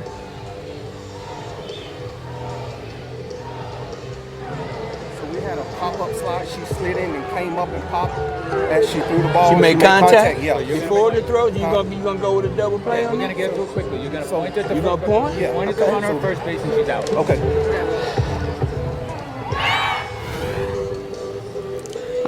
By rule, that was a good call. We had interference by a retired runner. It was the upper body contact at second base that interfered with the throw to first base.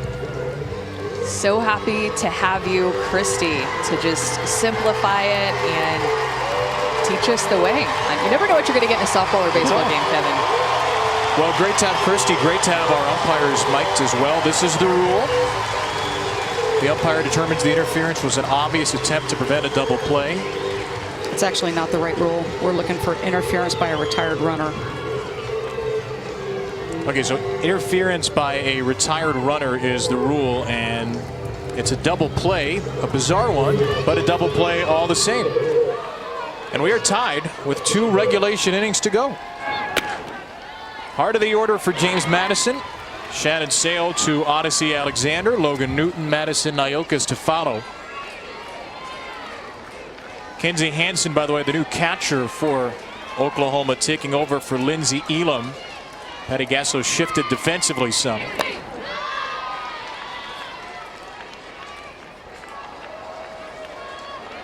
So there's Hansen, who started the game at first base, who takes over for Lindsey Elam, seen as the best defensive catcher for Oklahoma.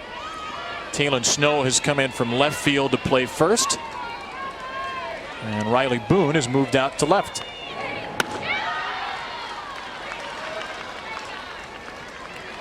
And there she is.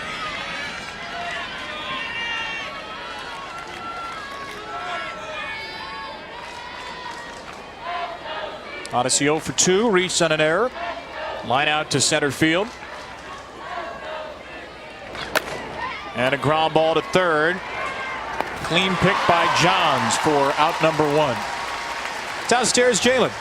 Guys, we've been talking a lot about Odyssey's performance in the circle, but she said she knew she could hit the ball early in life too, because she would stand at the bus stop with a stick and a rock and throw the rock up in the air and hit it with the stick while she was waiting on the bus. That is some DIY stuff, Jay. Yes, love that. so. Love that from Odyssey, who said her grandpa Washington saw her keep hitting the rock and said, you know, you look, you got a pretty good swing. Yeah, she said she would have blisters on her hands from it. And one of the reasons that she came to James Madison was they said you can play a position when you don't pitch if you want. You can hit when you don't pitch. A lot of schools will say one or the other.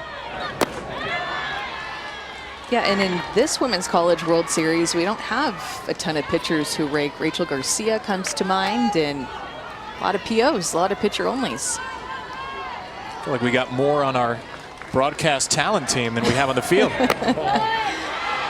That's just outside, 3-0. Shannon Sale to Logan Newton. Sale has not walked a batter in the game. He's had some troubles at times this year with command. 42 walks, 85 2/3 innings coming in. Yeah, I really think that she's done a nice job. You look at the scorebook or the scoreboard, she's only given up 2 hits. Her defense has committed a couple of errors in this game, which is abnormal for Oklahoma's D. Only their 18th and 19th errors of the season. Newton on a 3-1 count knocks one foul.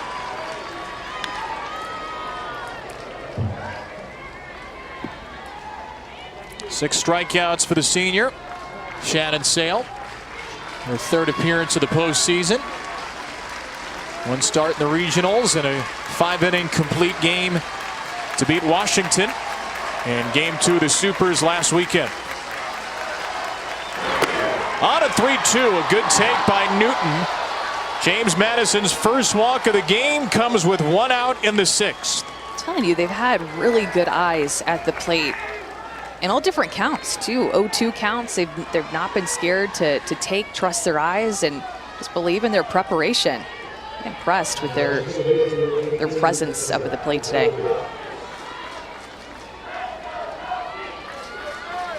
Madison Nyokas now. On the ground to Johns at third. She gets one, and that's all. 5-4. Johns to Jennings for the second out. Good base runner out at first, though, and Nyokas, the base stealer from earlier.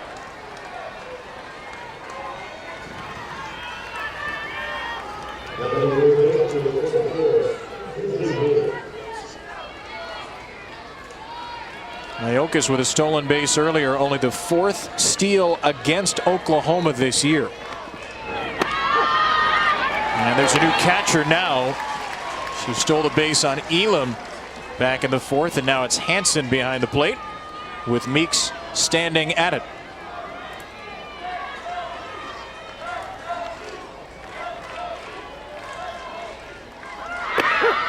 There goes Nyokas, and she is out.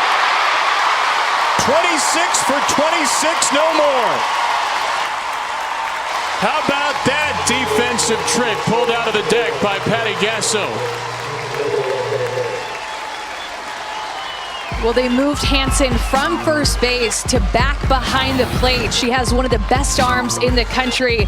This is pinpoint precision to be able to catch her.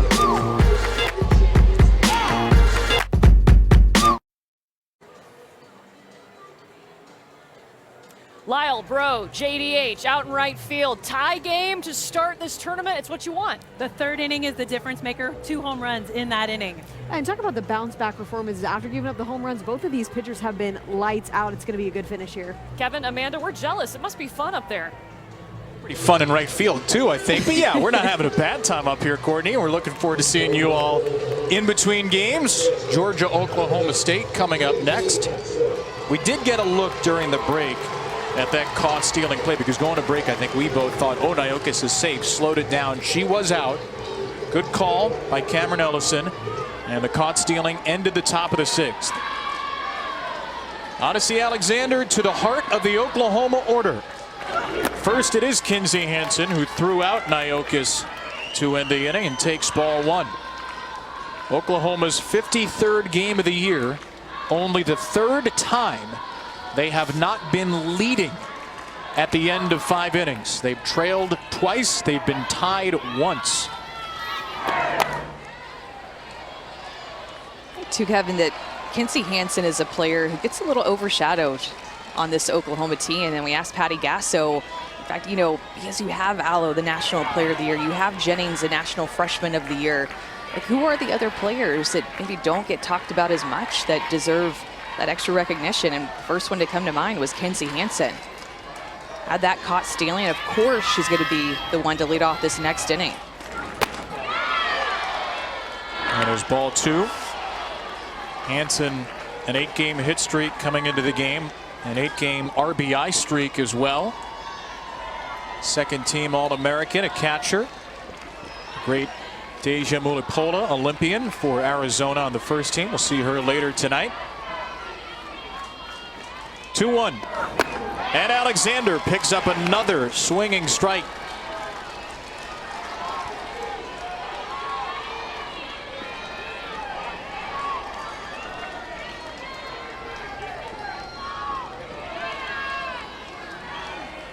The fearlessness of this young woman in the circle.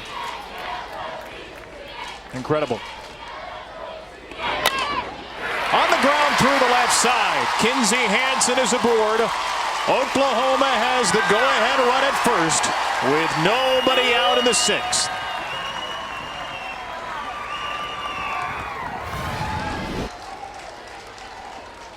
An off-speed pitch that's just up in the zone, and Kevin, we've seen this a couple of times, that Odyssey Alexander will get a swing and a miss.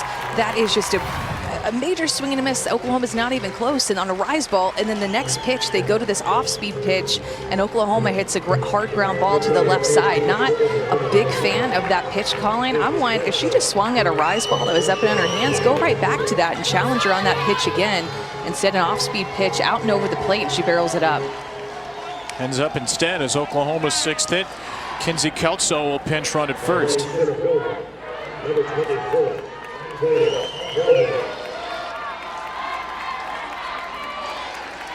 This has been, if not the game of her life, certainly one of them. And there are a lot of great options for Odyssey that we've seen in the postseason. Now she's got to deal with Jada Coleman. And Coleman whiffs on strike 1.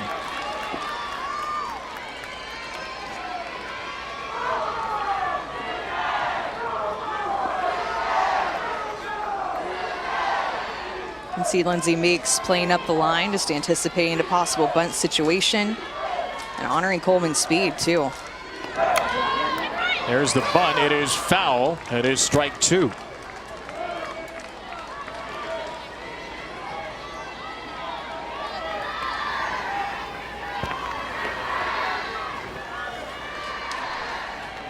Saw Meeks make some great defensive plays in the first 2 rounds of the NCAA tournament. Started a double play in the 5th with the second out called on interference by the runner Jennings. 2 strikes on Coleman, who is 0 for 2. And a ground ball back to Alexander. She goes to second and gets the out there.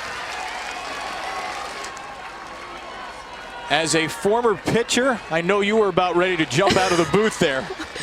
I wanted to hop up to go get it, to keep it from being a hit with her, because this is such a hard play. After she releases the ball and the way that Coleman just drives the ball into the ground to create that high hop, she robs Coleman of a hit because she's ready to field her position, because she took the time on her own in her backyard to pitch into a cemented well to field ground balls and get that defensive work. She's just so hard to get anything past.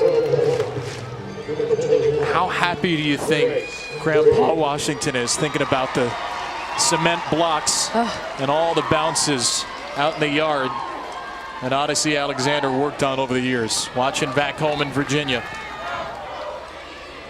His granddaughter has gained a whole lot of fans today, but she's got a whole lot of trouble in front of her in the 6th. Grace Green, the pinch hitter for Grace Lyons. And a first pitch strike at 70. Green, a former 3rd-team All-American who is now primarily a pinch hit bat for this team. All-American in 2019. The .484 on base percentage, .735 slugging off the bench.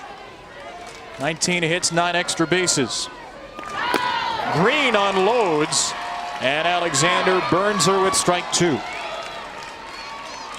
I had a pinch hitter come in and pinch hit against me. I'm going back to my best stuff. Up and in on the hands with that rise ball, throwing a screwball 2, inside corner gas, getting ahead 0-2. Not thinking off speed anymore. I don't want her to throw it. No, go to that rise ball. She does, and Green fouls it off.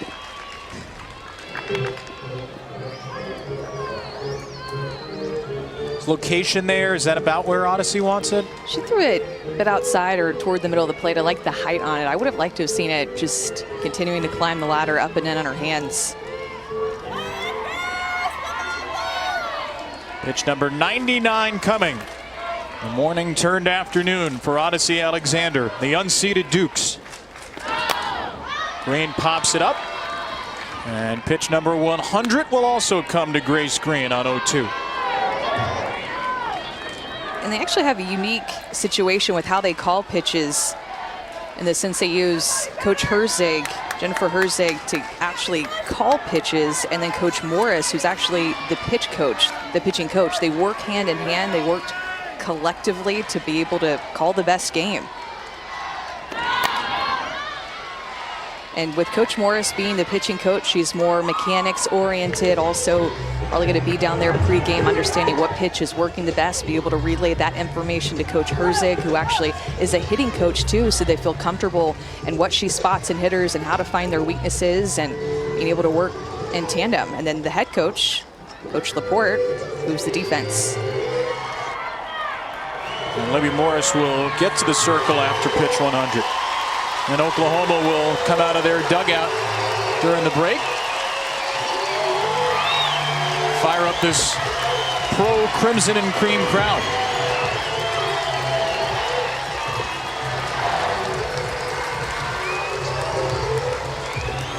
Downstairs, Jalen. Guys, Coach Laporte is going to the home plate umpire, trying to get him to do something about Oklahoma continuing to come out of their dugout after JMU got that warning earlier. So just something to keep an eye on. Hey, Jalen, good eye. Ron Alexander did tell the dugout to move back. He issued that warning to JMU back in the third.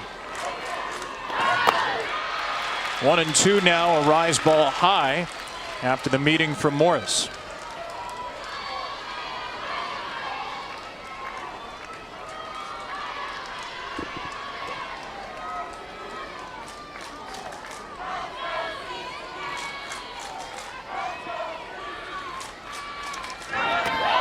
And the dirt, good pick by Burnett of a wayward pitch. And it was that same sequence again.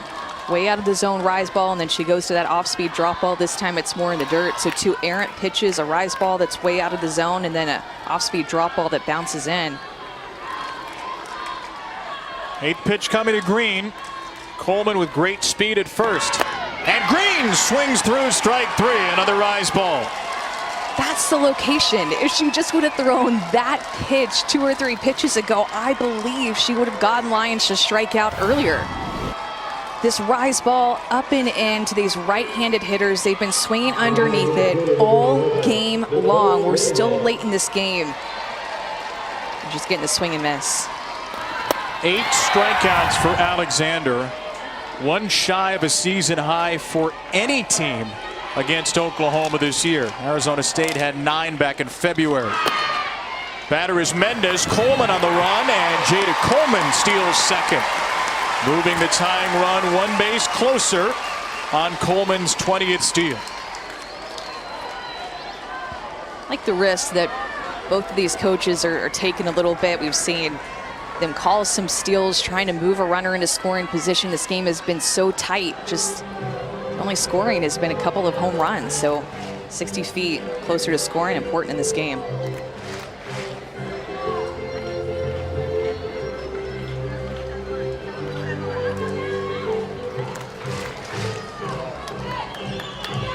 Well, Coleman is certainly able to score in a single now with her great speed. And Nicole Mendez, who's done it time and again here in the postseason, is going to try to drive her in. This was 4 years ago in the finals against Florida. Her first of now a 5-year career. Home runs in each of the 2 games. Big hit after big hit for Nicole Mendez. Patty Gasso says, look, this is the time of the year when Nicole Mendez becomes one of the fan favorites because of the joy and passion she shows during the postseason. 234th game of a decorated Oklahoma career. And a 2-0 count. Mendez pops it up into center field, traveling out to Sullivan.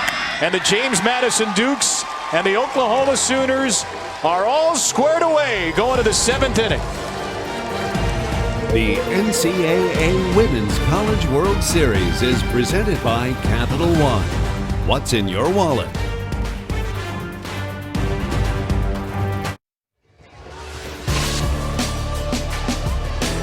"730 days later, the World Series has proven to live up to the hype. The unseeded Dukes of James Madison toe-to-toe with the nation's #1 team and the juggernaut that is Oklahoma softball. An extraordinary way to start the Women's College World Series, which is presented by Capital One. Kevin Brown, Amanda Scarborough, Jalen Johnson, our entire ESPN crew So thrilled to be with you. We might be 3 outs away from a winner one way or another. Maybe we'll have extras. 6-7-8 for James Madison in this tie game against Shannon Sale and Oklahoma. Dukes 39-2, Sooners 50-2. And despite the incredible season of James Madison, I don't think this was anywhere near the top of likeliest scenarios. I certainly didn't have this at the top of my likely scenario list going into the game, but James Madison has come to play and then some. Just impressive again when you can play your game on this field in your first ever Women's College World Series game, and that's exactly what they're doing. They're not changing anything. They're not trying to reinvent the wheel because they're at the World Series. They're playing their game. Meeks on a 1-2 out to left. Uh-oh, a bad jump for Boone, but she goes back and gets it. Riley Boone almost overshot it, but was able to make the play and left. Yeah, she took about 4 or 5 steps in and then was like, nope, gotta go back. And luckily recovered. I thought for a second I had a chance to get down because of how far in she was coming. Did not start the game in left field. Came in defensively an inning ago. Now Phillips. Strike one. And contextually, you think about what this win would mean if James Madison in its first ever World Series game could take down one of the great programs ever in college softball. Certainly the last few years, it feels like Oklahoma and UCLA have been the class of the nation. Sooners World Series champs in 16 and 17, here for the 5th straight time, 9th in 10 years. James Madison's first game ever on this diamond. There's a strike to Phillips, 1-2. Gonna have to find a run somewhere though, and since the home run from Jubas, Shannon Sale is locked in. Not a lot of hit since that home run back in the 3rd. Hit batter, walk, nothing more. I've been able to work her curveball in these later innings more right at the knees. Gotten a couple of calls in this sit bat on both sides of the plate with that curveball right at the knees, and it's a good spot, good location to complement her rise ball if she can throw it a little bit lower.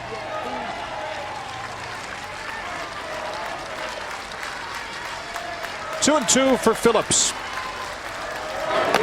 Down she goes.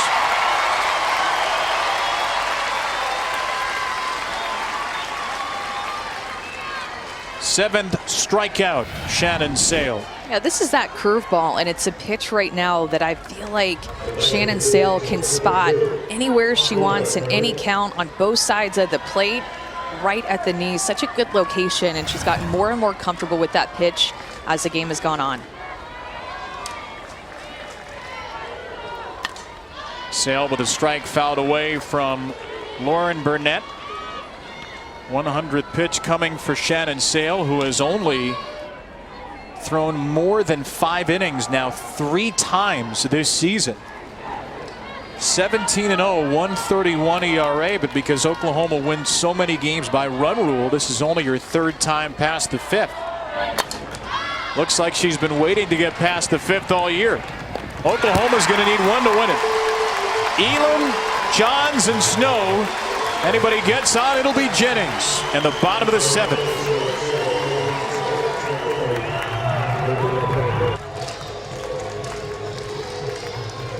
The sport may have never seen an offense quite like this, but Oklahoma has been held in check today. 12.5 runs and hits per game in the NCAA tournament. The strikeout number, that's not per game, that's total. 12 strikeouts at the plate in 5 games coming into today.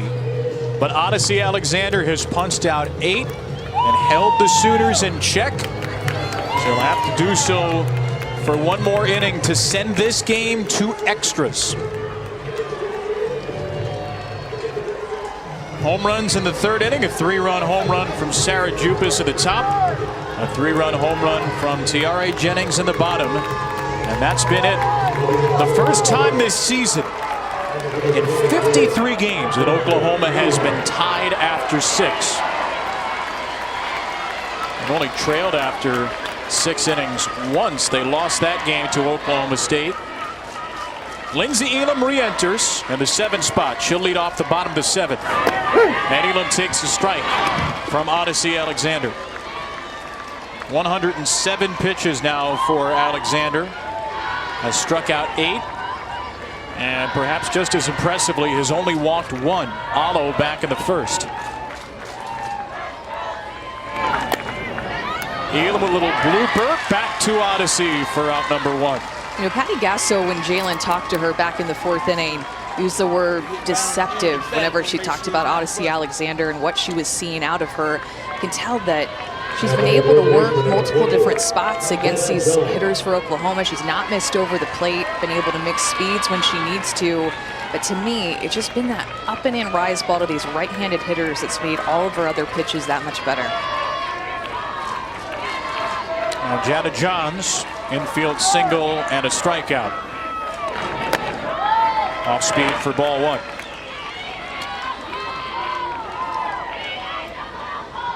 Eleven home runs on the year for Johns. 1 here in the tournament.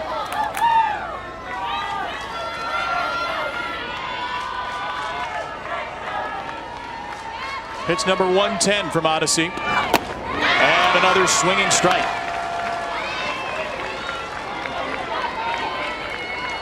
Her 733rd pitch of the postseason.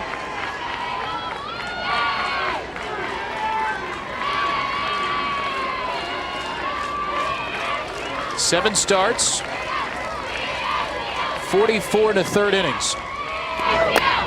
1-2. And to think she wasn't highly recruited. Coach Laporte told us that she's from a small town in Virginia, and it was Mickey Dean who was the head coach at the time. They went to a state championship in Lynchburg, Virginia to watch somebody else play. Happened to stumble upon Odyssey, invited her to camp, and they found a hidden gem.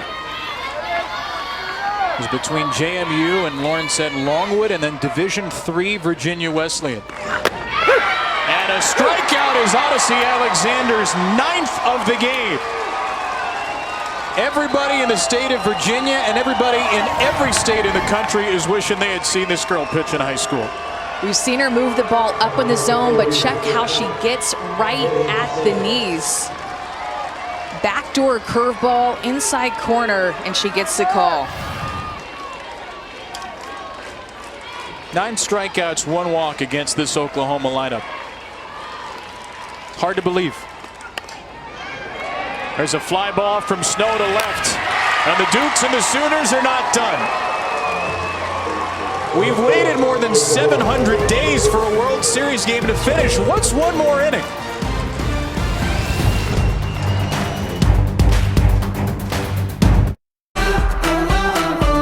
I'm king of the mountain.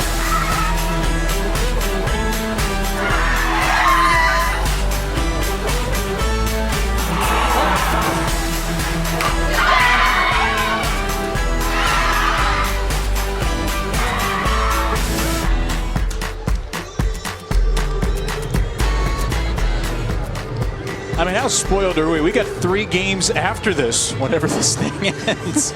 Oklahoma State and Georgia. That was supposed to be a 1:30 local first pitch. That ain't going to happen, but that game will be on ESPN about a half hour or so after this one ends, whenever that is. Extra innings between James Madison and its first ever World Series game and the #1 team in the country, Oklahoma. Second extra inning game of the year for each team. JMU beat Liberty in the regionals in 10. Oklahoma lost to Georgia in 9. Michelle Sullivan, the 9-hitter, swinging through a Shannon Sale pitch as we get the 9th inning, or the 8th inning, beg your pardon, underway. Number 9 hitter Sullivan, who reached an error on that sacrifice bunt back in the 3rd.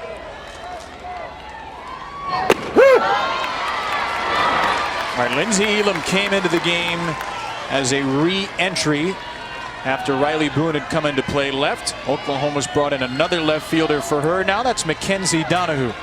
Very good hitter in her own right. 0-2 from Sale is taken.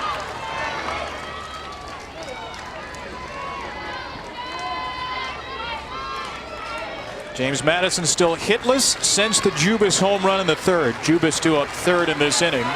Sullivan, Gordon, and then Sarah Jubas.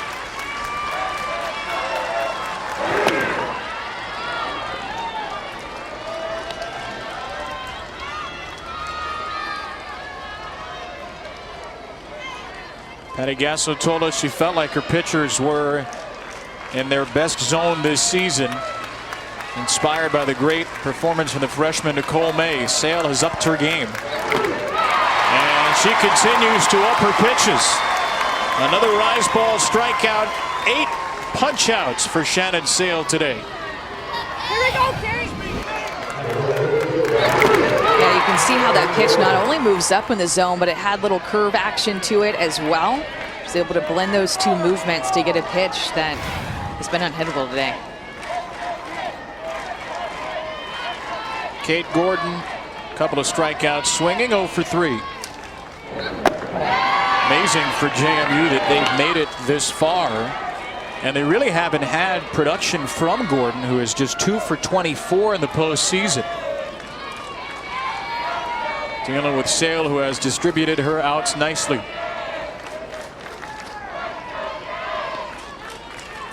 One of those flyouts do include pop-outs as well, and there have been a whole host of those. Not exactly a cavalcade of wall testers off the bats of these hitters. And you can tell how much confidence that Coach Laporte has in Kate Gordon. 2 for 24 in the NCAA tournament, yet still has the confidence to keep her there. Player with a lot of experience, blue collar, country girl. Coach Laporte talked about her. And a 3-0 count.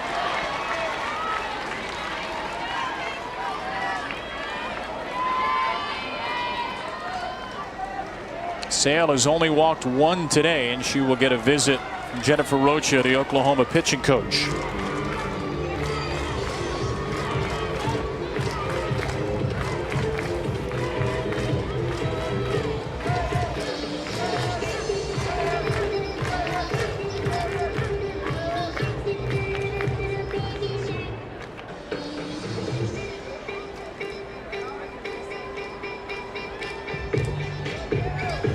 Well, delightfully, we have our first baby shark of the World Series playing right now.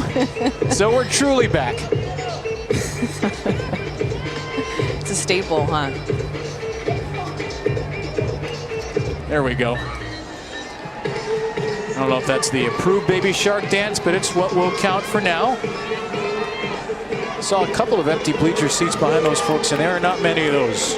Capacity is now about 12,500 here at Hall of Fame Stadium, and seems like we got about 12,497 for this one. What a crowd. Many of them wearing crimson and cream. Strike called to Gordon. You know I'm a pitcher and I want that pitch, but I was also a hitter, and I'd be really mad if that pitch was called on me in a 3-0 count.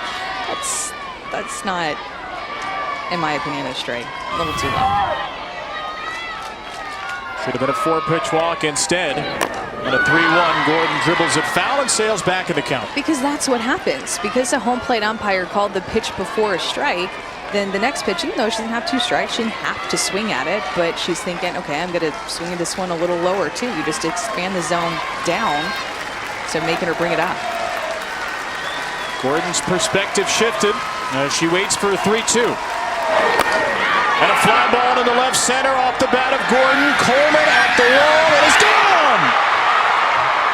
Who needs a walk when you can run around the bases? The 69th career home run for Kate Gordon. She breaks the CAA record all time, and oh, by the way, she gives James Madison the lead in the 8th. Do you have goosebumps yet? Kate Gordon on a full count was ahead 3-0, had a couple of strikes, and then it made it full count, and she hits a bomb. One of the most positive players on this JMU team, a senior, one of their leaders, and of course, Odyssey Alexander and all of her teammates are loving it because they just got the lead in the Women's College World Series. The best hitter in the 20-year history of this softball program has just delivered its biggest hit.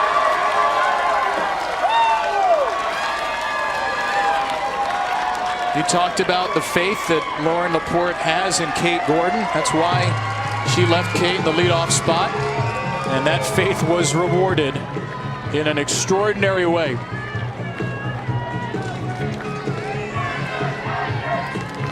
You got a member of the Oklahoma training staff now out to check on Mackenzie Donahue, who crashed into the wall on that home run.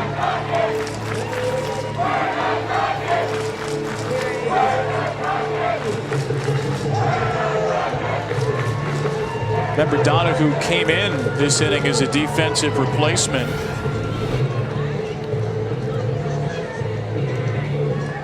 Well, that's Coleman.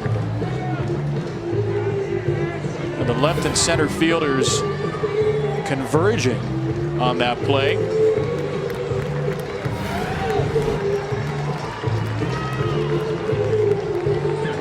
Like she was looking up at the ball, lost track of where she was, and just ran right into the fence. You know, we've seen Jada Coleman rob a home run before. I thought maybe, just maybe, there was a chance for her to do it on that one. She has saved Shannon Sales-Bacon before Coleman, but this one was too tall a task. Looks like Donahue is going to stay in the game.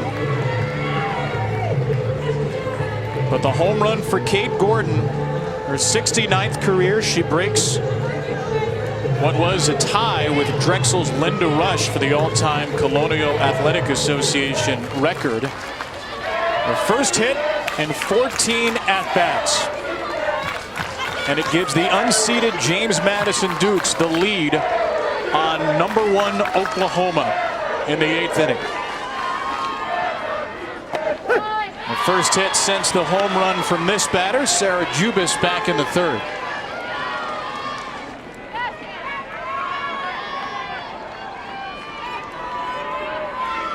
Third time in 4 games, Sale has given up multiple home runs in a start.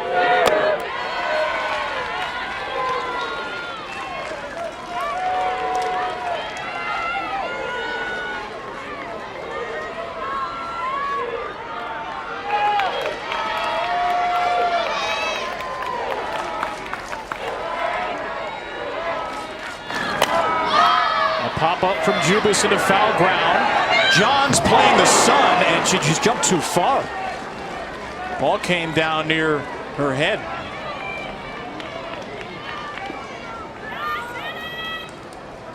Not likely to be an error, but will keep the at-bat alive. Yeah, tough play going up against her own third base dugout, trying to shade the sun with her glove and trying to find the fence and figure out where she is at in the field.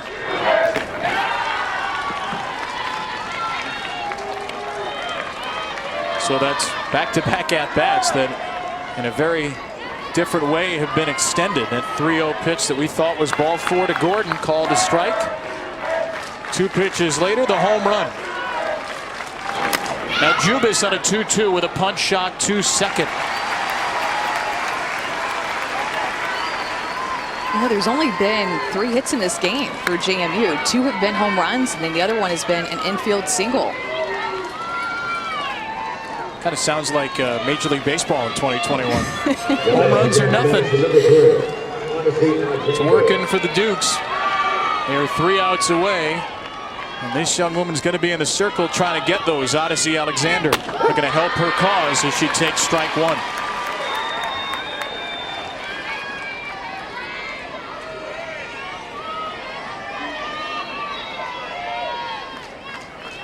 Alexander 0 for 3. Strike 2. Just looked at my lineup to see again and remember who Oklahoma will have coming up in the bottom half of the inning. They got 1, 2, 3. Going to be Jennings to lead it off, who answered the other JMU home run with a home run of her own. Then Otto, then Hansen. And the top 3 are going to bat against Odyssey Alexander. needing a run to tie and 2 to win. James Madison needs 3 outs for one of the great upsets in the history of this World Series after this swing from Kate Gordon. Kate Gordon was 2 for 24 in the NCAA tournament before that home run to give her team the lead in extras.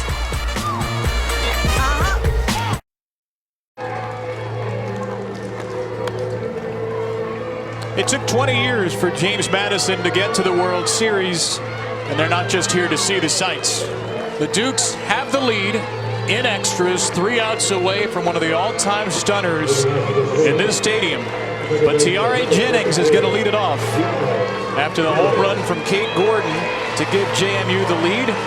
And the last time Oklahoma trailed, this is what Jennings did with 2 on in the 3rd. Yeah, they traded 3-run home runs. Sarah Jubas hit one in the top half of the inning, and then Tiare Jennings was able to answer back right away again. The National Freshman of the Year this season. Only twice in the history of this tournament has the #1 seed lost game 1. UCLA in 06, Florida in 08. Tiare Jennings and Odyssey Alexander.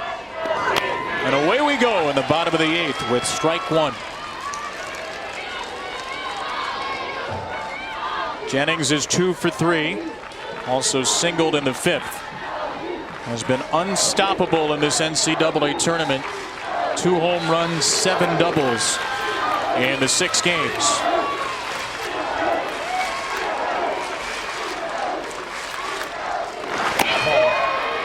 What on earth is going through the mind of Odyssey Alexander right now?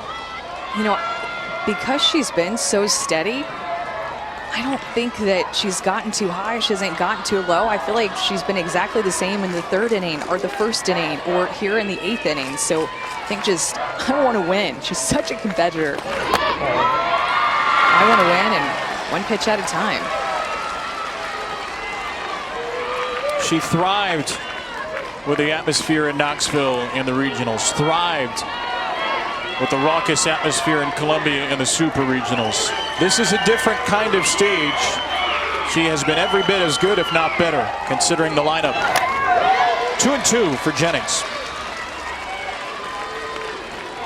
I asked Odyssey that exact question yesterday. What goes through your mind when you're in the circle? And she kind of looked around and said, really nothing. I'm just out there doing what I know how to do, what I've been doing since I was a little girl. So even though this is a bigger stage, they have proven that they haven't been much fazed by it. And Jalen, she has looked completely unfazed through 117 pitches. Trying to dispose of Jennings, the leadoff hitter. And a ground ball off Alexander to second, and Jennings is out 1-4-3. How about that pinball wizardry for JMU? Alexander to Nyokas to Shiflett, and Lauren Laporte's going to check on her starting pitcher. Jennings hit this hard and has a little bit of bad luck in the sense that it bounces off of Alexander right to the second baseman. I mean, the luck of this is to be perfectly right in the right spot at the right time, and even Alexander giving the fist pump. Like, I know I just kind of took that one for the team in a different way, but I'll take the out. That ground ball could have taken off her leg, and she'd say to Lauren Laporte, I'm finishing this game. There's no way you're getting Odyssey out of the circle right now. Oklahoma State and Georgia coming up next. We hope that the fans of those teams have not minded the wait. Jocelyn Alo, National Player of the Year. Tying run. Did she go? No.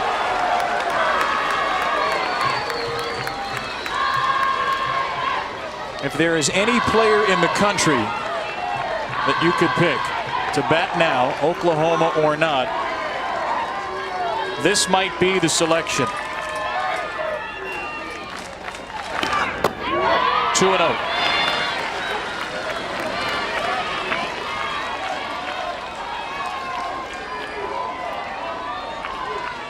How much do you compete? How much do you give in here with a 2-0 count to Alo? Gotta be so careful.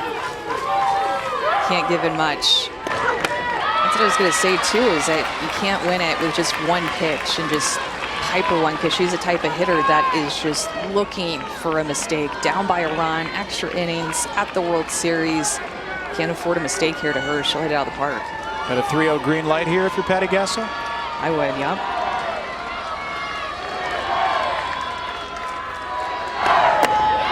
Doesn't matter. Time run is on. Winning run will step up. Kinsey Hansen with 1 out in the 8th. Pitching around her a little bit, just choosing to make somebody else beat you. She's the National Player of the Year for a reason, and they have so many other good players, but I don't think you want to end this game thinking, man, I really wish we wouldn't have pitched to Jocelyn Allen. Put her on first base and pitch to somebody else. It's an unusual situation to pitch around somebody and bring the winning run to the plate, but Jocelyn Allen is an unusual situation of a hitter. And Patty Gasso's brought her team together. Looked like she was ready to pinch run for Alo, called her over. Well, Joss is going to stay out there at first, actually. So Alo will stay at first, representing the tying run with 1 out. Double play would end it. Home run would end it. Anything in between would bring up Jada Coleman.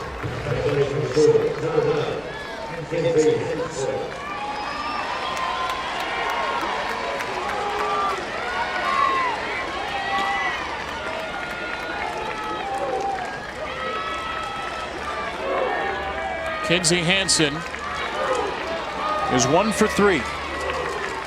Kinsey Hansen is on an 8-game RBI streak that she has not extended to this point. And she takes aim at a high one for strike 1.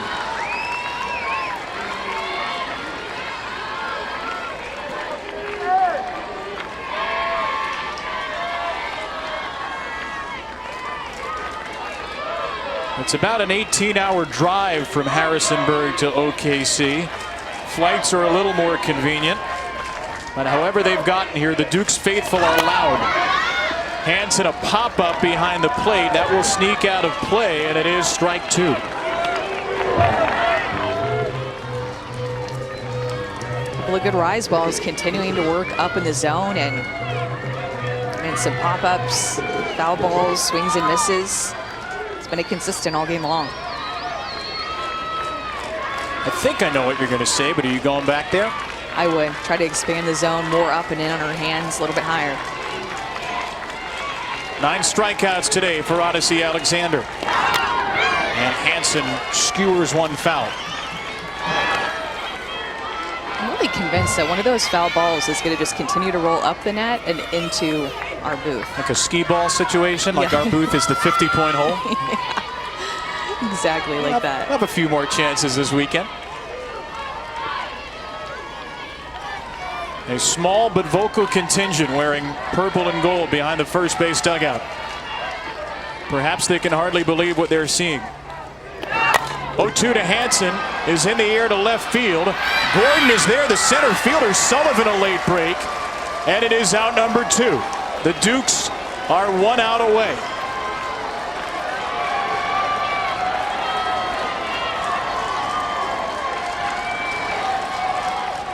We have seen 30 years of softball here at the Women's College World Series. If James Madison can pick up 1 more out, it would rank among the most stunning results in the history of this tournament.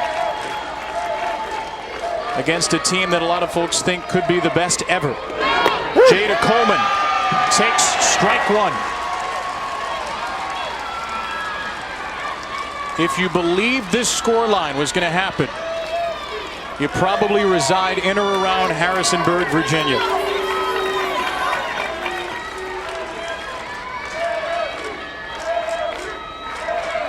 Oh, 1. Ball 1.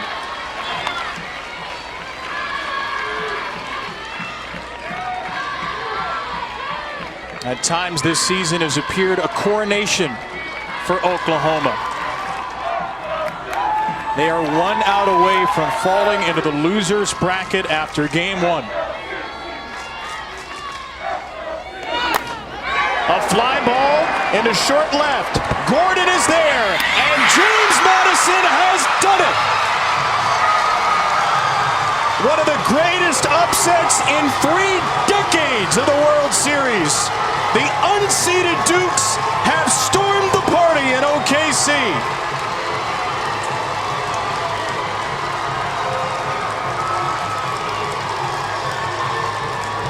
What a stunner to start off the 2021 Women's College World Series. Wow. Of course the set was the tone was set by Odyssey Alexander in the circle from pitch number 1 that she threw. Their offense came out swinging early in the count. They weren't intimidated. We led off the show by saying JMU didn't want to be called the Cinderella, and they proved it today. And the Oklahoma Sooners are not done, but they are going to have to claw their way back from the loser's bracket in Oklahoma City after Odyssey Alexander and Kate Gordon deliver the moments of their lives. The first game in the history of James Madison's World Series career. 20 years as a program, their first trip here.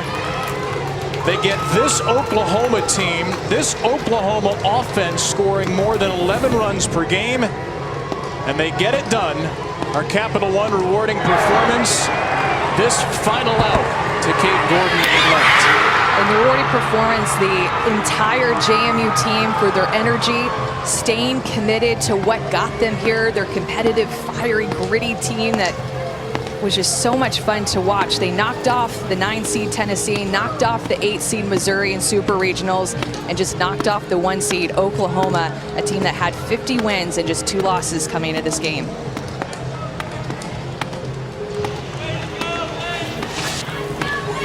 Odyssey Alexander delivers the game of her life in the circle, and she is downstairs now with our Jalen Johnson. Thank you, Kevin. Odyssey, you guys did it. 4-3 win over Oklahoma. Probably an outcome that nobody other than your fans probably thought was going to happen. How did you guys do it?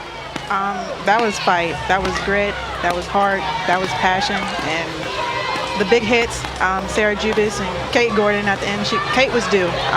She's been struggling a little bit, but I mean, she needed that at bat, and she did what she needed to do. So I can't be more proud of just this whole team and the fight that we all have. And you told me yesterday that when you're in the circle, there's not much really going through your mind. Did that change today in this moment? A little bit, because you know I've never been in an atmosphere like this, but I mean just embracing it, enjoying the moment, and focusing on each pitch. And I know there are some people at home who are watching you right now, your grandfather, your grandmother. What do you want to say to them watching you at home? I love you guys, and that was for you, Pops. Thank you so much. Go celebrate with your team.